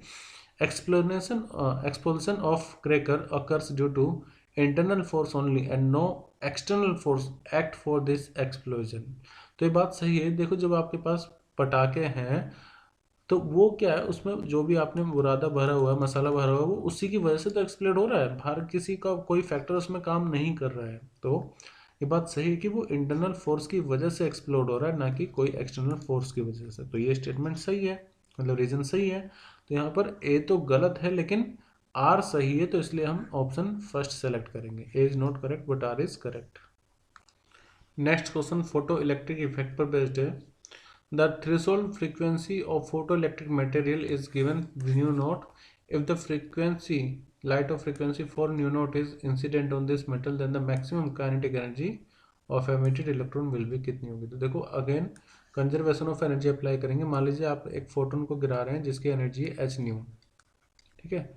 तो जब भी आप इस पर गिराओगे तो आप इस एनर्जी को दो जगह यूज़ होना होगा, एक तो वर्क फंक्शन करने में, तो वो होता है एच न्यू नॉट, और जब ये बाहर निकल रहा है फोटो इलेक्ट्रॉन्स तो इसकी कुछ काइनेटिक एनर्जी भी हो सकती है अगर इंसिडेंट एनर्जी वर्क फंक्शन से ज़्यादा हुई तो यहाँ पर तो क्योंकि काइनेटिक एनर्जी बोला है निकालने के लिए और वो है भी, इंसिडेंट यहाँ पर जो फ्रीक्वेंसी है वो 4 V0 है और थ्रेशोल्ड फ्रीक्वेंसी V0 है, मतलब कि पार्टिकल निकलेगा भी, इलेक्ट्रॉन निकलेगा भी और उसमें काइनेटिक एनर्जी भी होगी। तो अप्लाई कंजर्वेशन ऑफ एनर्जी, तो इंसिडेंट जो एनर्जी यानी कि एस न्यू नॉट उस फोटोन की जो आ रहा है मेटल पर, तो ये दो जगह इस्तेमाल होगी, एक तो वर्क फंक्शन करने में और एक काइनेटिक एनर्जी में। ठीक है, अब h इंटू जो इंसिडेंट फ्रीक्वेंसी है वो कितनी है 4V0 प्लस वर्क फंक्शन बराबर होगा किसके, वर्क फंक्शन मतलब h इंटू थ्रेशोल्ड फ्रीक्वेंसी, तो h इंटू थ्रेशोल्ड फ्रीक्वेंसी तो हमें न्यू नोट दे ही रखा है और काइनेटिक एनर्जी हमें निकालनी है, तो ये हो जाएगा 4s nu naught equal to h nu naught plus kinetic energy. तो काइनेटिक एनर्जी कितनी आ जाएगी, 4 में से 1 माइनस कर दीजिए तो ये आ जाएगा 4s nu note minus h nu note यानी कि 3h न्यू नोट। तो हमारा करेक्ट आंसर होगा option 3h new note. Next, the ratio of the magnitude of magnetic field and electric field, मतलब B अपॉन E का जो intensity है उनका आपको रेशियो बताना है in the plane electromagnetic wave in free space में कितना होगा। तो देखो एक फॉर्मूला याद रखो, E इक्वल टू BC, ठीक है, BC आप जनरली यूज करते होंगे। अभी फिलहाल B0 अपॉन E0 चाहिए, तो B0 अपॉन E0, तो E को यहाँ ले जाओ और C को नीचे ले आओ, तो 1 अपॉन C इक्वल टू कितना हो जाएगा B0 अपॉन में E0। तो हमारा करेक्ट आंसर क्या होगा, B0 upon E0 will be equal to 1 upon C, तो option 2 will be the correct answer. ठीक है, बस ये याद रखो A BC E BC, तो E इक्वल टू BC, तो उसी से बन जाएगा फॉर्मूला। नेक्स्ट क्वेश्चन है, the shape of magnetic field line due to an infinitely long straight carrying conductor, तो इन्फिनेटली लॉन्ग स्ट्रेट वायर के अक्रॉस अगर आप मैग्नेटिक फील्ड देखोगे तो वो सर्कुलर होंगी। ठीक है, तो आंसर क्या आ जाएगा, ऑप्शन 2 सर्कुलर। नेक्स्ट क्वेश्चन है, आपको मैचिंग करना है XY के ग्राफ दिया हुआ है इधर और वो सिचुएशन दे रखी है इधर। तो पहला है ये डिस्प्लेसमेंट अगर देखा जाए तो वो डिक्रीज हो रही है, यहाँ पर y और x और इस तरह का स्ट्रेट लाइन ग्राफ है, लेकिन एक ऐसा क्वेश्चन हमने और किया भी था जहाँ पर हमने फोर्स इधर लिया था डिस्प्लेसमेंट इधर, तो ये तो स्प्रिंग के केस को बताता था। ऐसे क्वेश्चन अभी हम कर चुके हैं थोड़ी देर पहले। सी में डिस्प्लेसमेंट इस तरह से वेरी कर रहा है, मतलब डिक्रीज नहीं हो रहा है, और डी में ये ग्राफ है। तो पहले मैं आपको बता देता हूँ सिंपली।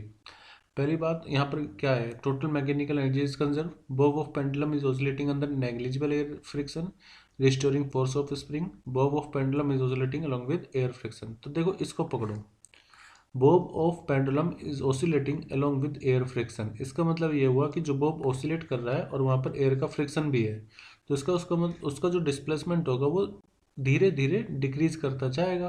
तो इसका मतलब एक बात तो क्लियर है कि आप इस फोर्थ को मिलाओ ए वाले से, ए देखो डिक्रीज हो रहा है ना यहाँ पर, तो ए का फोर्थ होना चाहिए, ए का क्या होना चाहिए फोर्थ। तो ऐसे सिर्फ दो ही ऑप्शन बचे हैं हमारे पास, 2 और 3। अब आगे चलते हैं। अब देखो मैंने आपको बताया था थोड़ी देर पहले हमने ये स्प्रिंग वाला केस किया था, तो ये स्प्रिंग की एनर्जी को स्प्रिंग के लिए रिस्टोरिंग फोर्स बता रहा होगा, तो बी का होना चाहिए थर्ड, तो बी का होना चाहिए थर्ड। तो अब इन दोनों ऑप्शन में से बी का थर्ड किस में आ रहा है, ऑप्शन 3 में, तो हमारा करेक्ट आंसर हो जाएगा ऑप्शन 3 में। बाकी देखो मत देखो काम चल जाएगा, लेकिन फिर भी मैं बता देता हूँ आगे। इसमें देखो कोई भी ऑसिलेशन तो हो रहा है लेकिन कोई भी डिक्रीमेंट नहीं हो रहा, तो यहाँ पर कोई भी फ्रिक्शन नहीं होगा, ऐसी बात कहाँ हुई है यहाँ पर।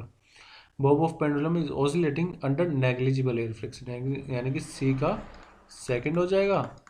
और देखो ये ना एक ग्राफ होता है, जब आप स्प्रिंग के बारे में पढ़ते हैं तो टोटल एनर्जी रहती है कंजर्व, तो एक ग्राफ ऐसे जाता है और दूसरा ग्राफ इस तरह से। ठीक है, अगर मैं इसको पूरा बना करके दिखाऊं तो ऐसा ग्राफ होता है, ये बिल्कुल नीचे से जाएगा, और अगर एक इस तरह से, तो ये जो नीचे से जा रहा है मतलब जब x इक्वल टू 0 है तो वहाँ पर ये पोटेंशियल एनर्जी को रिप्रेजेंट करेगा हाफ के एक्स स्क्वायर, और ये रिप्रेजेंट करेगा काइनेटिक एनर्जी को। तो कंजर्वेशन ऑफ काइनेटिक एनर्जी यानी कि डी जो है वो रिप्रेजेंट करेगा कंजर्वेशन ऑफ एनर्जी को, यानी कि first total mechanical energy is conserve. तो ऑप्शन 3 यहाँ पर बिल्कुल सही होगा। तो नेक्स्ट क्वेश्चन है जो कि रेडियो एक्टिव पर बेस्ड है, क्लास 12। स्टेटमेंट 1 है the ray of radio active decay state that the number of nuclei undergoing to the decay per unit time is inversely proportional to the total number of nuclei in the sample. देखो ऐसी बात नहीं है, जो dN/dt होगा, जो rate of nuclei होगा, वो डायरेक्टली डिपेंड करेगा n पर, मतलब जो यहाँ पर नंबर ऑफ न्यूक्लियाई प्रेजेंट है किसी एक पर्टिकुलर इंस्टेंट पर, तो इन्वर्सली डिपेंड नहीं करता। तो स्टेटमेंट तो गलत हो गई।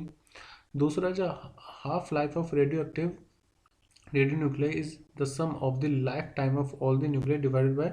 तो ऐसा नहीं है कि आप T1 + T2 + T3 कर दो और उसको n से डिवाइड कर दो तो हाफ लाइफ आएगा। ये आती है एवरेज लाइफ। हाफ लाइफ होती है कि वो टाइम जिसमें जो ऑल प्रेजेंट ऑफ न्यूक्लियाई है वो आधे बचे हैं।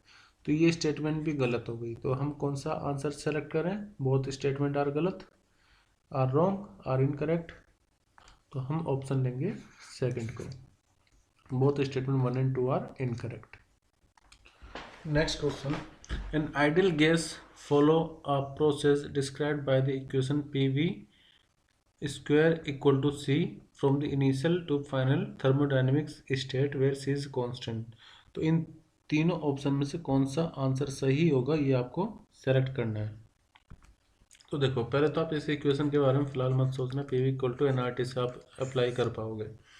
हाँ, यहाँ पर PV का स्क्वायर कांस्टेंट है, तो आप P को रिप्लेस कर सकते हो टेम्परेचर वॉल्यूम के टर्म में। तो आप इसको लिख सकते हो nRT अपॉन में V इंटू में V का स्क्वायर इक्वल टू C। तो देखो यहाँ से V से V कैंसिल आउट होगा, तो T इंटू V क्या आ गया? कॉन्स्टेंट आ गया फिर से। तो इसका मतलब जो वॉल्यूम होगी वो इन्वर्सली डिपेंड करेगी किस पर? टेम्परेचर पर। तो अब कौन सा ऑप्शन सही होगा ये आपको बताना है। तो देखो ऐसे में अगर V2 की वैल्यू V1 से ज़्यादा हुई तो T1 की वैल्यू T2 से ज़्यादा होगी। तो ऐसा ऑप्शन कौन सा है? V2 की वैल्यू ज़्यादा है V1 से तो T1 ज़्यादा होगा, तो ऐसा ऑप्शन 3 है, T1 ज़्यादा होना चाहिए T2 से। तो इससे ही हम करेक्ट ऑप्शन पर जा पाएंगे। नेक्स्ट क्वेश्चन है standard filament lamp consume 100 volt when connected to a 200 volt AC main supply, the peak current through the bulb will be। तो जो I नॉट होगा वो आपको बताना है कि कितना होगा। पावर हमारे पास है 100 वाट और जो वोल्टेज है AC की वो है 200 वोल्ट। तो देखो AC के लिए जब आप पावर को अप्लाई करोगे तो P इक्वल टू होता है VRMS इंटू में IRMS। तो IRMS की वैल्यू कितनी आ जाएगी? वो आ जाएगी पावर अपॉन में VRMS value, root mean square value. Power कितनी है? 100 और वोल्टेज कितनी है? 200। तो ये आ जाएगा 1/2। ठीक है, इसको अभी इतने छोड़ दीजिए। अब देखो I नॉट और RMS में क्या वैल्यू क्या रिलेशन होता है? तो RMS की जो वैल्यू होती है वो I नॉट के बाय √2 टाइम्स होती है। ठीक है, फिलहाल हमें I नॉट निकालना है, तो I नॉट कितना हो जाएगा? √2 टाइम्स ऑफ IRMS, यानी कि I नॉट ये √2 और IRMS हमारा कितना है? 1/2, यानी कि ये बचेगा 1/√2 और 1/√2 की वैल्यू होती है 0.707। तो हमारा करेक्ट आंसर आएगा ऑप्शन 1 0.707 एम्पियर। नेक्स्ट है R1 with the radius of secondary orbit and R2 with the radius of the fourth stationery orbit. तो R1/R2 का क्या वैल्यू होगी वो बताना बोर रेडियस के अकॉर्डिंग। तो मैं आपको बता दूँ ये बहुत जगह क्वेश्चन पूछा जाता है, बस आप इतना ध्यान रखो जो बोर मॉडल में रेडियस होता है किसी भी nth ऑर्बिट का वो n के स्क्वायर पर डिपेंड करता है। तो जब आप R1/R2 निकालोगे तो R1 के लिए n1 का स्क्वायर और R2 के लिए n2 का स्क्वायर हो जाएगा। अब R1/R2 तो हमारी जो पहली ऑर्बिट है वो कितनी है?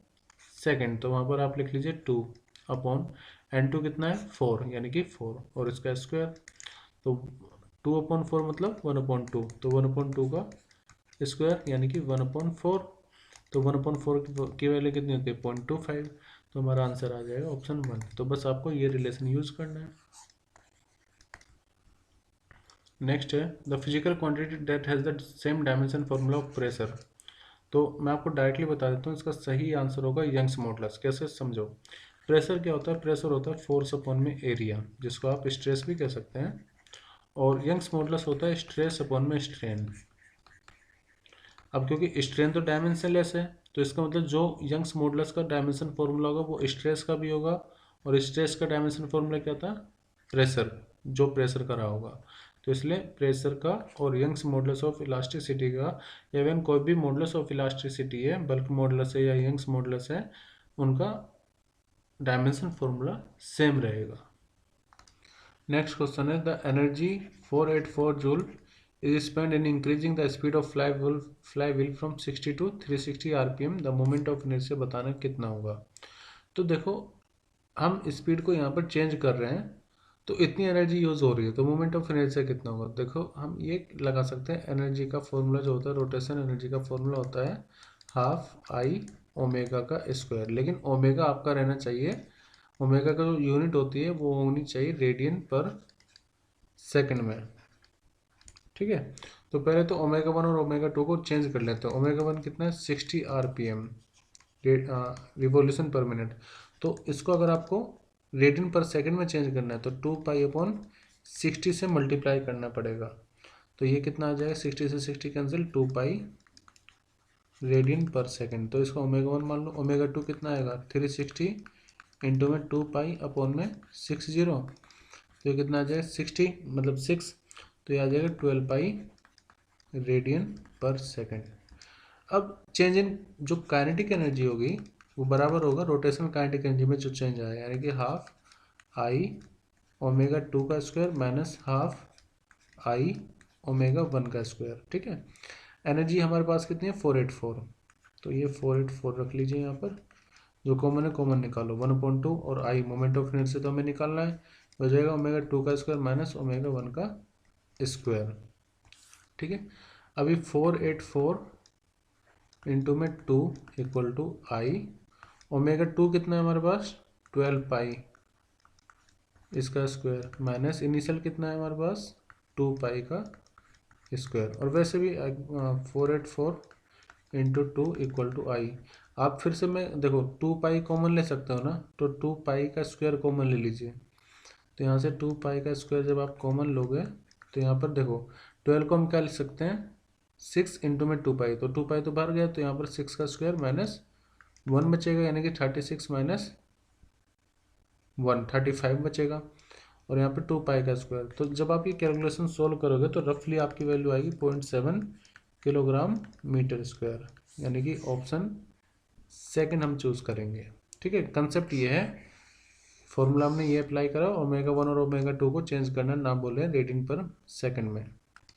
नेक्स्ट क्वेश्चन है the magnetic flux is given, the magnitude of the induce EMF at t equal to 5 second कितना होगा। तो देखो आपको पता है इक्वल टू होता है माइनस d5/dt, बट माइनस की टेंशन नहीं लेनी क्योंकि किसी भी ऑप्शन में माइनस नहीं है, तो हम सिर्फ मैग्नीट्यूड लेकर के चलेंगे rate of change of flux का। तो आपको इस इक्वेशन को टाइम के रिस्पेक्ट में डिफ्रेंशिएशन करना है, d/dt 2t³ प्लस 4t का स्क्वायर प्लस 2t प्लस 5। अब देखो पहले ही वैल्यू 5 मत रखना, पहले डिफ्रेंशिएट करो फिर वैल्यू 5 रखो, जो भी इक्वेशन आएगी। तो 2t³ का डिफ्रेंशिएशन कितना होगा, तो मैं t³ का बता देता हूँ या जनरल बता देता हूँ।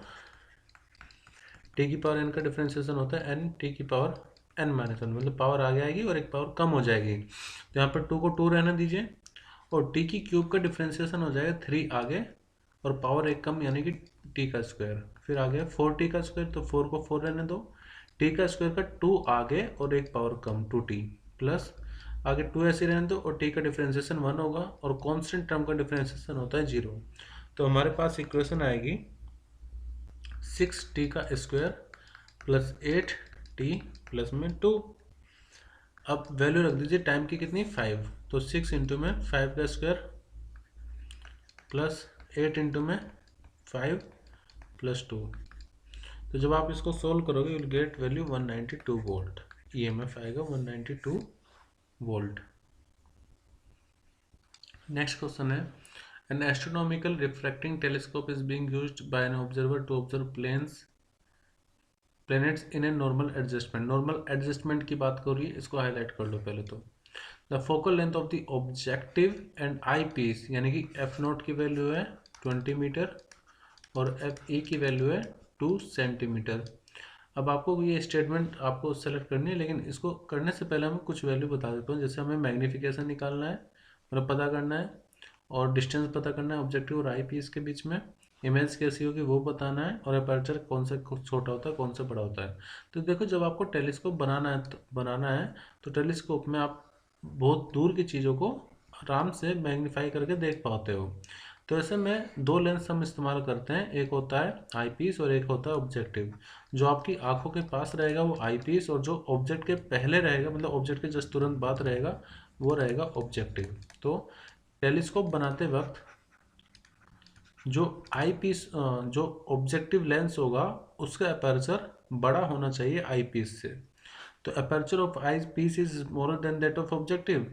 तो ये स्टेटमेंट तो सही है, मतलब डी ऑप्शन तो सही है, आई पीस छोटा हो और ऑब्जेक्टिव बड़ा हो, तो ये स्टेटमेंट सही है। बाकी देखते हैं।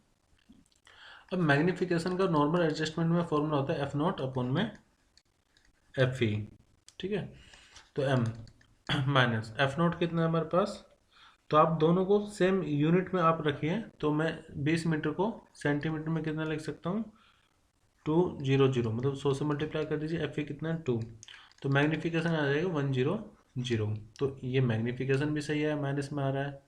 और जो इमेज बनेगी वो इमेज बनती है इन्वर्टेड एंड मैग्नीफाइड इमेज बनती है। ठीक है, तो इरेक्ट और डिमिनिश्ड बोला जा रहा है, तो ये स्टेटमेंट सही नहीं है। और डिस्टेंस कैसे निकाला जाए, तो डिस्टेंस होता है एफ नॉट प्लस में एफ ई। फिर से क्योंकि मीटर में दे रखा है ना, तो इस बार सेंटीमीटर वाले को मीटर में चेंज कर दो, तो 20 मीटर प्लस 2 सेंटीमीटर का मतलब 2/00, यानी कि 20 प्लस में 0.02, तो ये कितना आ जाएगा 20.02 मीटर। तो ये भी सही है। तो हमारा ए बी और डी स्टेटमेंट सही है। तो हमारा करेक्ट स्टेटमेंट जो आएगी वो आएगी ए बी डी। ठीक है, नेक्स्ट क्वेश्चन स्टार्ट करते हैं। नेक्स्ट क्वेश्चन है, at an instant two element x1 and x2 have same number of radioactive element, मतलब इनिशियली सेम है। If the decay constant of x1 and x2 is 10 lambda and lambda, then the time when the ratio of their atom become 1/e। तो आपको time बताना है जब उनका ratio 1/e के बराबर होगा। तो मान के चलते हैं कि हमारे पास ये n1 है, तो n1 को हम लिख सकते हैं n0 e to the power minus lambda 1 into में टी। और n2 क्योंकि इनिशियल दोनों के सेम है, तो इसको मैं n0 ही लिख रहा हूँ, माइनस लैम्डा 2 इंटू में टाइम टी। ठीक है, अब n1 अपॉन n2 का जो रेशियो है ना, वो ऑलरेडी हमें गिवन है, वो कितना है 1/e के बराबर। तो ये है 1/e। तो आप इसको इससे डिवाइड करोगे तो n0 तो हट जाएगा, तो यहाँ से आएगा e की power minus lambda 1t upon में e की पावर माइनस लैम्डा 2 इंटू में t। ठीक है, अब इसमें से ये 1/e के बराबर है। ठीक है, तो 1/e इक्वल टू, आप इसको ऐसे भी लिख सकते हो, ये पावर जब ऊपर जाएगी तो लैम्डा 2 प्लस में हो जाएगा, लैम्डा 2 माइनस लैम्डा 1 इंटू में टाइम टी। ठीक है, ये 1/e के बराबर चल रहा है, आप इसको ऐसे लिख सकते हो e की पावर, जब आप इसको ऊपर ले जाओगे e की पावर -1 होगा, -1 इक्वल टू e की power lambda 2 minus lambda 1 into में टी।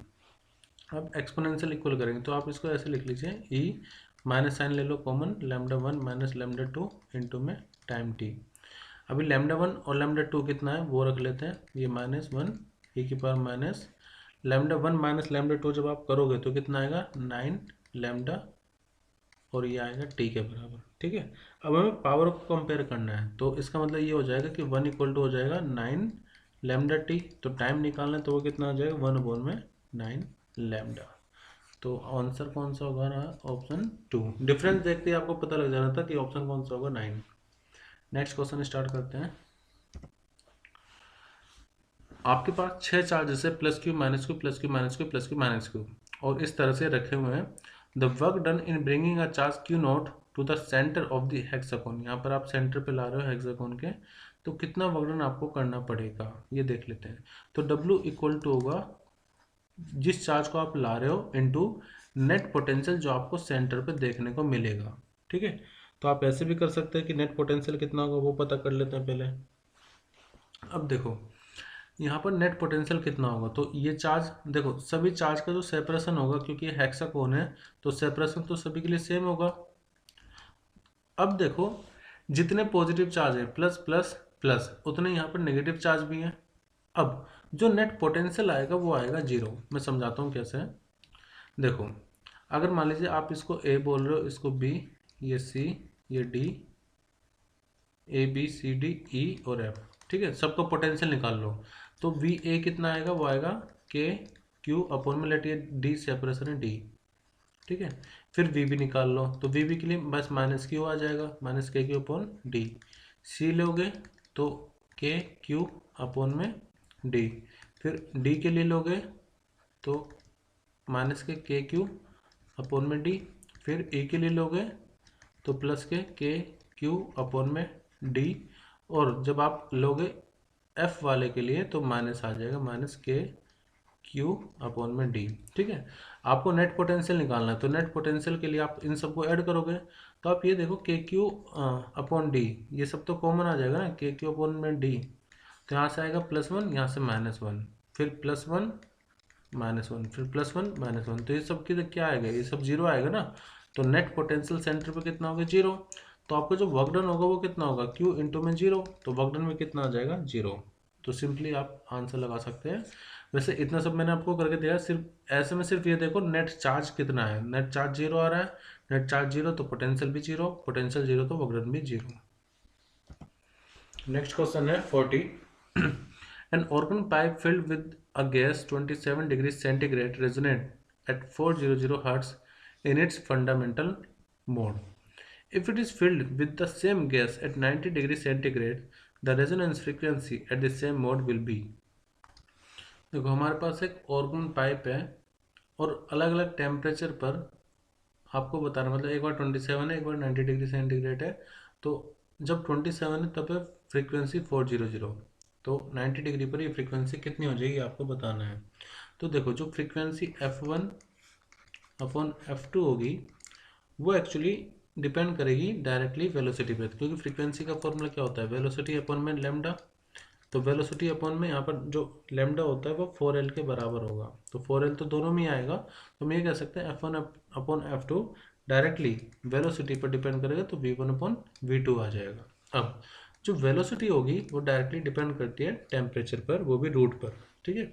तो इसी को हम ऐसे भी लिख सकते हैं रूट T1 अपॉन T2। लेकिन एक बात का ध्यान रखना, ये जो टेम्परेचर आप रखोगे केल्विन में होना चाहिए, ठीक है। तो F1 कितना है हमारे पास 400, F2 मुझे नहीं पता, निकाल लेंगे, कोई दिक्कत नहीं है। T1 कितना है 27, तो 27 में 273 ऐड कर दीजिए तो ये आ जाएगा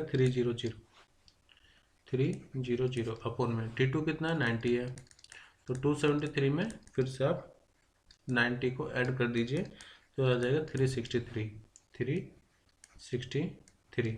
तो आपको F2 निकालना, तो F2 की वैल्यू कितनी हो जाएगी 400 मल्टीप्लाई में 363 अपॉन में 300। तो जब आप इसको सोल्व करोगे you will gate 440 hertz frequency. तो आंसर होगा ऑप्शन 2।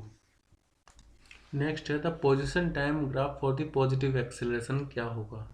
तो देखो पहले अगर आप इस ग्राफ को ऑब्जर्व करो तो इसमें टाइम बढ़ने पर पोजीशन डिक्रीज हो रही है, तो जो इसकी स्लोप होगी वो कैसी होगी, वो होगी नेगेटिव, पहली बात। और एक्स वर्सेस टाइम की जो स्लोप होती है, मैं आपको कुछ कंसेप्ट बता देता हूँ। अगर आप एक्स वर्सेस टाइम ग्राफ की स्लोप निकालोगे तो वो रिप्रेजेंट करती है उसकी स्पीड या फिर वेलोसिटी को, ठीक है। तो फर्स्ट में ये जो स्पीड होगी वो होगी तो नेगेटिव लेकिन रहेगी कांस्टेंट। तो पहले वाले ग्राफ में हम ये कह सकते हैं वेलोसिटी कैसी होगी, नेगेटिव ऑफ कांस्टेंट। इसका मतलब वेलोसिटी कांस्टेंट तो एक्सेलरेशन तो जीरो होगा, तो हमें तो ये बताना पॉजिटिव एक्सेलरेशन किस में होगा, तो इसमें तो हो ही नहीं सकता। सेकंड ग्राफ पैराबोला को रिप्रेजेंट कर रहा है, इसका मतलब ये हुआ कि पोजीशन यहाँ पर टाइम के स्क्वायर पर डिपेंड कर रही है। अब पोजीशन मान लेते हैं KT स्क्वायर है, तो इससे वेलोसिटी निकालोगे डिफ्रेंशिएट करके तो 2KT आएगी, मतलब वेलोसिटी क्या होता है dx अपॉन dt। तो जब आप पोजीशन का टाइम के रिस्पेक्ट में डिफ्रेंशिएट करोगे तो ये कितना है 2t आएगा ना। इसका मतलब वेलोसिटी डायरेक्टली टाइम पर डिपेंड कर रही है, फिर से वेलोसिटी को डिफ्रेंशिएट कर दो, सॉरी एक्सीलरेशन को निकालने के लिए वेलोसिटी का डिफ्रेंशिएशन कर दो। तो क्योंकि वेलोसिटी है 2kT, तो 2k dt अपॉन dt कितना हो जाएगा 1, तो एक्सीलरेशन कितना आ जाएगा 2k, और देखो पॉजिटिव आ रहा है तो एक्सीलरेशन कितना आ जाएगा 2k, और वो भी आएगा पॉजिटिव। तो हमारा करेक्ट आंसर तो ये है, बाकी ऑप्शन भी देख लेते हैं। यहाँ पर जो पोजीशन है और जो टाइम है ये इस तरह से वेरी कर रहा है, लेकिन जो एक्सीलरेशन आएगा वो आएगा नेगेटिव, जबकि यहाँ पर ये स्लोप पॉजिटिव है।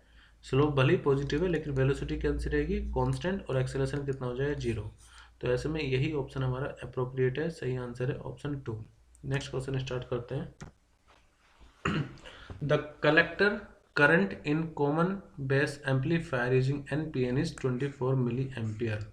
तो IC की वैल्यू गिवन है 24 milliampere. If 80% of the electron released by emitter is accepted by collector, then the base current is numerically कितना होगा? बेस करंट यानी कि IB की वैल्यू निकालनी है, जबकि ये बोला गया है कि जो एमिटर है वो 80% को कलेक्ट कर रहा है। तो 80% का मतलब हो गया आईसी में जो भी करंट है वो 80% हो, मतलब 80% होगा आई के। एक मिनट, हम ये चीज़ नहीं कह सकते कि आईसी का होगा। इसको आप ऐसे समझिए कि मान लीजिए यहाँ से ये बेस है आई बी, अगर यहाँ से यहाँ पर 100% है तो यहाँ पर कितना होगा? ये इसमें दे रखा है 80%, तो ये कितना होगा 20%। ठीक है, तो आईसी की वैल्यू है 24 मिली एम्पेयर। अब जो आई एमीटर होगा वो होगा आई सी अपॉन में अल्फ़ा, मतलब जितना वो करंट ले रहा है। तो आई ई की वैल्यू कितनी आ जाएगी? आई सी हमें पता है 24 मिली एम्पियर है, अल्फ़ा कितना हो जाएगा 80%, मतलब कि 0.8। ठीक है, तो जब आप इसको सोल्व करोगे ये आएगा 30 मिली एम्पियर।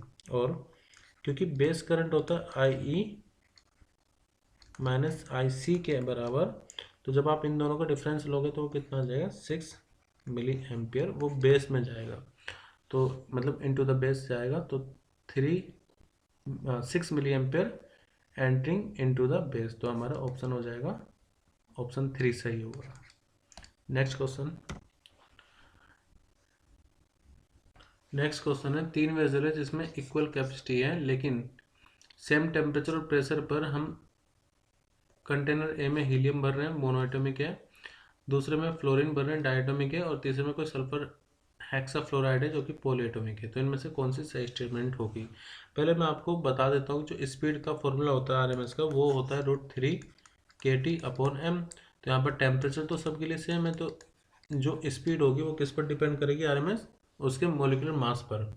तो हीलियम का जो मास होता है वो सबसे कम होगा, तो हीलियम के लिए जो वेलोसिटी होगी, आरएमएस वैल्यू होगी, वो सबसे ज़्यादा होगी। किसके लिए? Maximum for helium. ठीक है, तो आरएमएस वेलोसिटी सबसे ज़्यादा किसकी होगी? हीलियम की। तो इसका मतलब इसमें देखो ऑप्शन 4 में the root mean square speed of helium is the largest, तो ये हमारा करेक्ट आंसर हो जाएगा क्योंकि उसका मास सबसे कम है। नेक्स्ट है in a gravitational field the gravitational potential is given by V equal to -k/x। The gravitational field intensity at point, ये इस पॉइंट पर आपको बताना है ग्रेविटेशनल फील्ड इंटेंसिटी कितनी होगी। तो देखो जो इलेक्ट्रिक ग्रेविटेशनल फील्ड इंटेंसिटी होती है, जैसे इलेक्ट्रिक फील्ड में इलेक्ट्रिक फील्ड माइनस dV/dr होता है, ऐसे ही gravitational field intensity minus dV/dr के बराबर होगा। फिलहाल क्योंकि यहाँ पर सिर्फ x में वेरिएशन है तो हम इसको लिख लेंगे -dV/dx, तो इक्वल टू -d/dx, और v की वैल्यू कितनी है? -k/x, माइनस माइनस प्लस हो जाएगा, k को निकालो बाहर डिफ्रेंशिएशन से, तो ये आएगा 1/x। तो इसका हमें डिफ्रेंशिएशन करना है, ये k इक्वल टू मतलब e equal to k differentiation करना है ना, तो आप इसको x की पावर -1 रख लीजिए। जब आप इसको x की पावर -1 रखेंगे तो आएगा डिफ्रेंशिएशन के बाद -k, x की पावर एक कम हो जाती है तो x की पावर कितनी हो जाएगी? -2। ठीक है, तो ये -k/x² आ जाएगा। e की वैल्यू कितनी आ गई? इक्वल टू आ जाएगा -k/x का स्क्वायर, तो -k, x की वैल्यू कितनी है? तो वो है 2, तो 2 का स्क्वायर तो 2 का स्क्वायर मतलब कितना, -k/4। तो आंसर कितना आएगा, -k/4। बाकी सबसे हमें कुछ लेना देना नहीं, क्योंकि वाई और जेड में वेरिएशन नहीं दे रखा है पोटेंशियल का।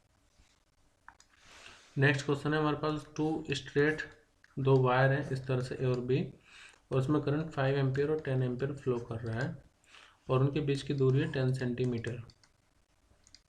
तो जो फोर्स पर लेंथ होगी, जिसका फॉर्मूला होता है μ0I1I2/2 सेपरेशन, वो कितना होगा और वो कैसे होगी। तो पहले मैं आपको बता देता हूँ, जब करंट सेम डायरेक्शन में फ्लो करता है तो उसमें होता है अट्रैक्शन। तो इसका मतलब इन दोनों ऑप्शन में से ही कोई सही होगा, रिपल्सिव हम नहीं लेंगे क्योंकि करंट सेम डायरेक्शन में फ्लो कर रहा है। ठीक है, अब मैग्नीट्यूड तो निकालना पड़ेगा। तो μ0 की वैल्यू कितनी होती है, 4π×10⁻⁷ I1I2, तो 5 इंटू में 10/2 इंटू सेपरेशन कितना 10, तो 10⁻², इसको चेंज करेंगे मीटर में, तो पाई से पाई कैंसिल, ये आ गया 2। ठीक है, 2 5 से 10 कैंसिल कर दीजिए, तो यहाँ पर जो करेक्ट आंसर आएगा वो आएगा 10⁻⁻4 न्यूटन पर मीटर, 10⁻⁻4 न्यूटन पर मीटर। तो आंसर हो जाएगा, और क्योंकि अट्रैक्टिव होगा तो फोर्थ ऑप्शन सही होगा। Next question, the magnetic field on the axis of circular loop of radius carrying a current of √2 ampere at point 1 meter away from the center of the loop, यानी कि यहाँ से 1 metre दूरी पर कितनी होगी मैग्नेटिक फील्ड। तो इसके लिए पहले मैं आपको फॉर्मूला बता देता हूँ। जो फॉर्मूला होता है मैग्नेटिक फील्ड का, वो होता है μ0I at a point 1 meter away from the center of the loop, μ0I a² 2 a²+x² 3/2। तो बस आपको ये सोल्व करना है। b = μ0 4π×10⁻⁷, करंट कितना है √2।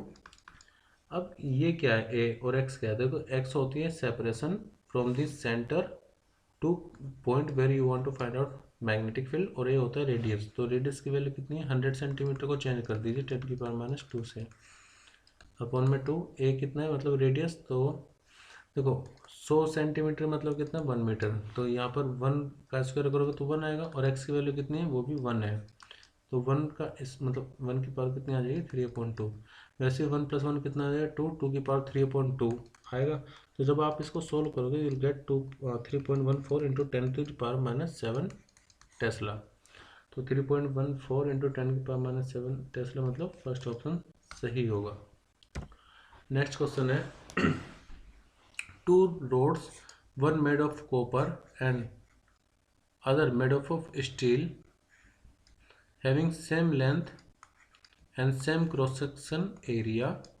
The thermal conductivity of copper is 385 and thermal conductivity of steel is 50 joule per second per Kelvin meter inverse. The free end of the copper and steel are at 100 and copper। तो मान लो यहाँ पर जो temperature है वो है 100, free and वाला, वो वाला नहीं जो कनेक्टेड है 0। तो जो टेम्परेचर होगा जंक्शन का वो कितना होगा, ये आपको पता करना है। ठीक है, तो ऐसे में मैं ये कंसेप्ट लगाऊंगा rate of heat, loss of heat का।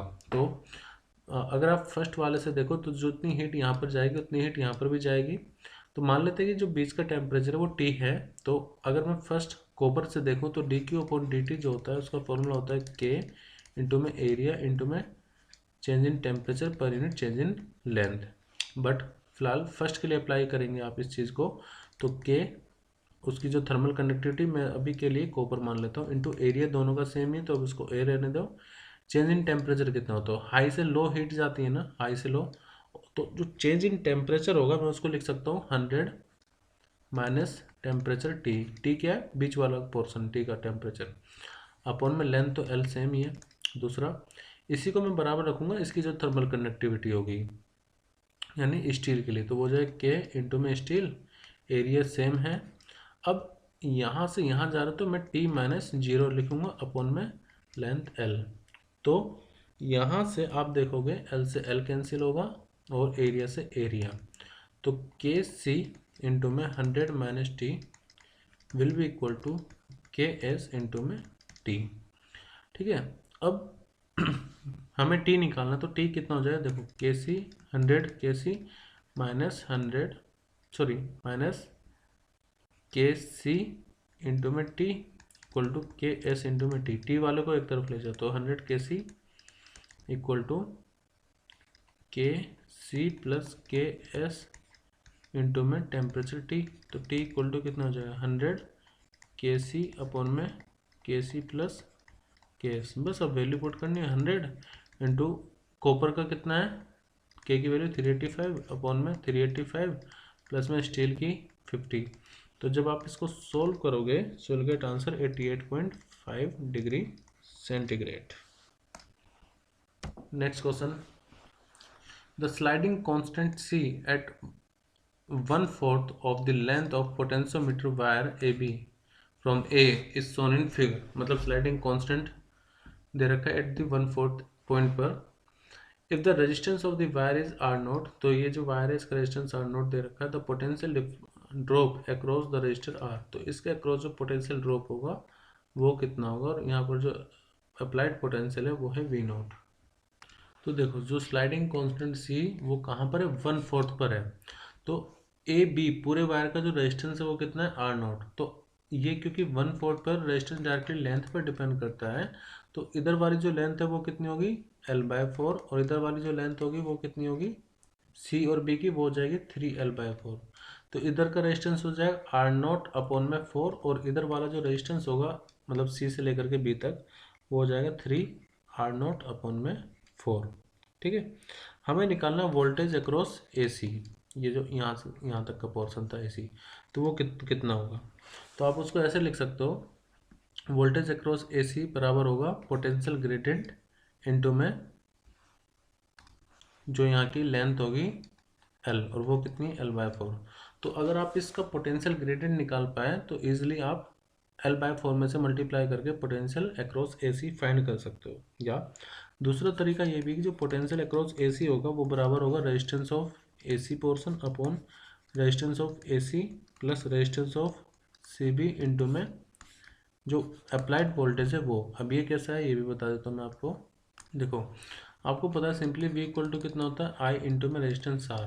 ठीक है, जब मैं वोल्टेज अक्रॉस AC लूँगा तो मैं देखूंगा कि करंट कितना फ्लो कर रहा है AC में, और AC का जो रेजिस्टेंस है वो कितना है, तो मैं उसको RAC मान लेता हूँ। करंट कैसे निकालें, तो करंट होता है अप्लाइड वोल्टेज जो कि V नोट है अपॉन में टोटल रेजिस्टेंस। तो जो टोटल रेजिस्टेंस है यहाँ पर वो किस किस के बराबर होगा AC का जो रेजिस्टेंस है प्लस CB का जो रेजिस्टेंस है। और देखो मैंने क्या करा है वही तो करा है, जब मैंने यहाँ पर लिखा वोल्टेज अक्रॉस AC, तो ये क्या हो गया इतना पोर्शन, मतलब मैं इसको दोबारा लिख करके बता देता हूँ। वोल्टेज अक्रॉस AC बराबर होगा करंट जो कि V नोट अपॉन में RAC प्लस RCB के बराबर है, multiplied by RAC, multiply by RAC। तो यही तो चीज़, यही तो इक्वेशन हमने यहाँ पर लिखी थी।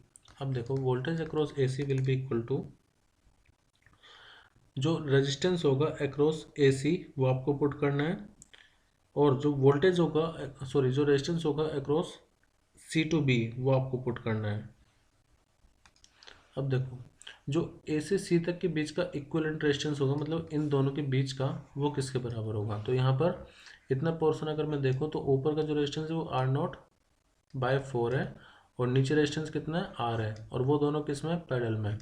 तो इसके बीच का जो रेजिस्टेंस होगा वही तो होगा RAC, यानी कि दो पैरेलल रेजिस्टेंस जब होते हैं तो RAC की जो वैल्यू होगी वो होगी, जब भी दो रेजिस्टेंस पैरेलल में दिखे ना तो R1.R2 upon R1 plus R2 करते हैं, दो रेजिस्टेंस पैरेलल में हो तो RAC कितना आएगा, वो आएगा R इंटू में R0/4 डिवाइडेड बाय इनका एडिशन, यानी कि R प्लस में R0/4। तो वही काम मैं यहाँ पर करने वाला हूँ RAC लिखने के लिए। तो V नोट क्या है अप्लाइड वोल्टेज है, RAC क्या हो जाएगा R इंटू में R0 अपॉन में 4 डिवाइड बाय R प्लस में R0 अपॉन में 4 डिवाइडेड बाय RAC। फिर से ये वैल्यू दोबारा रखो, तो R इंटू में R0 अपॉन 4, ठीक है, divide by R plus R0/4 plus RCB। तो RCB का जो रेजिस्टेंस होगा वो कितना होगा 3R0/4, 3R0 अपॉन में 4।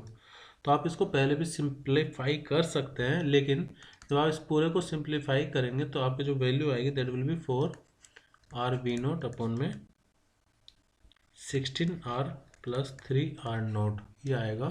तो हमारा जो करेक्ट आंसर होगा 4RB0, तो 4 इसी में आ रहा है, 4RB0 अपॉन में 16, तो ऑप्शन 2 सही होगा। ठीक है, तो हमने क्या करा, पोटेंशियल अक्रॉस AC निकालने के लिए हमने फॉर्मूला लगाया करंट अक्रॉस AC इंटू में रेजिस्टेंस अक्रॉस AC के अक्रॉस जो रेजिस्टेंस होगा R0/4 और R का पैरेलल होगा, और उसके बाद हमने इस फॉर्मूले को अप्लाई करके नेट पोटेंशियल ड्रॉप निकाला है।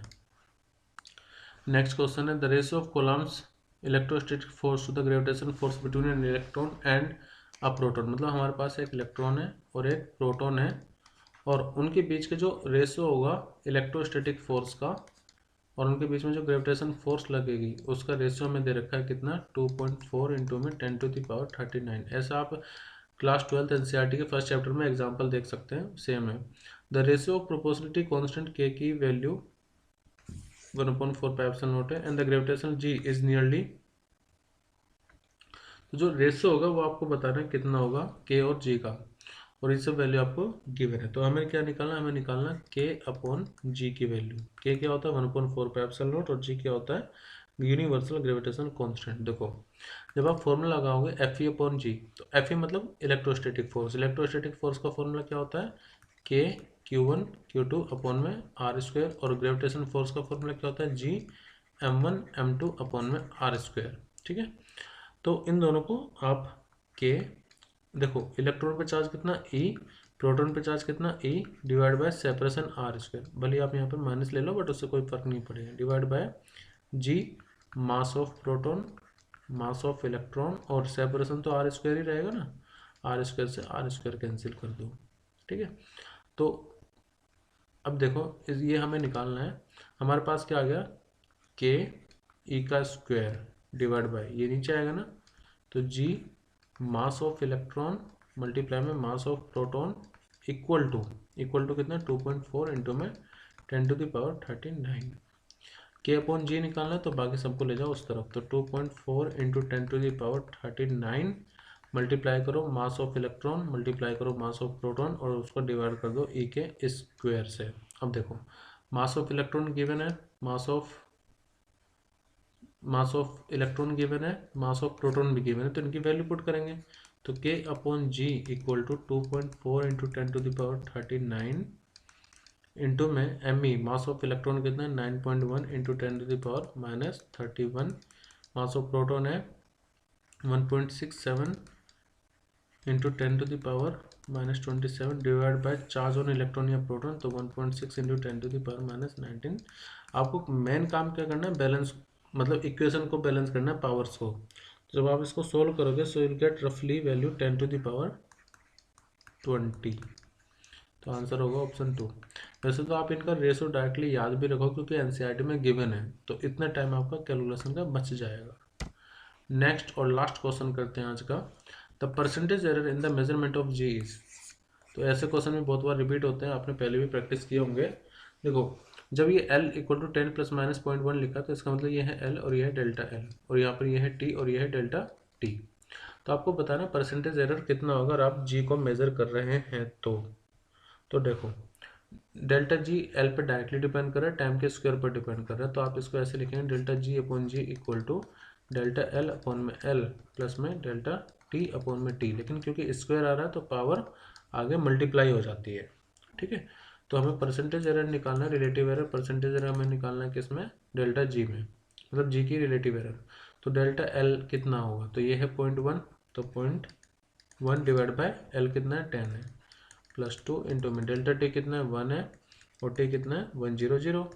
इसको आपको सोल्व करना है, और क्योंकि आपको परसेंटेज में निकालना है तो दोनों को हम 100 से मल्टीप्लाई कर देंगे, तो होगा 0.1 इंटू में 100 अपॉन में 10 +2, और देखो 100 से 100 हट जाएगा, तो ये कितना आ गया 10 से 10, और 1 की 10 मतलब 0.1 की 10 में मल्टीप्लाई करोगे तो ये आ जाएगा 1 और +2 यानी कि 3%। तो अपना करेक्ट आंसर होगा 3%। तो हमने पूरा जो पेपर था और 50 क्वेश्चन वी हैव सोल्व। अगर आपको अभी भी कोई डाउट है तो आप मुझे कमेंट करके बता सकते हैं, और अगर फिजिक्स में आपका भी कोई डाउट है तो आप मुझे अपना क्वेश्चन शेयर कर सकते हैं, मैं उस पर डिटेल वीडियो अपलोड कर दूंगा। Thank you everyone and bye.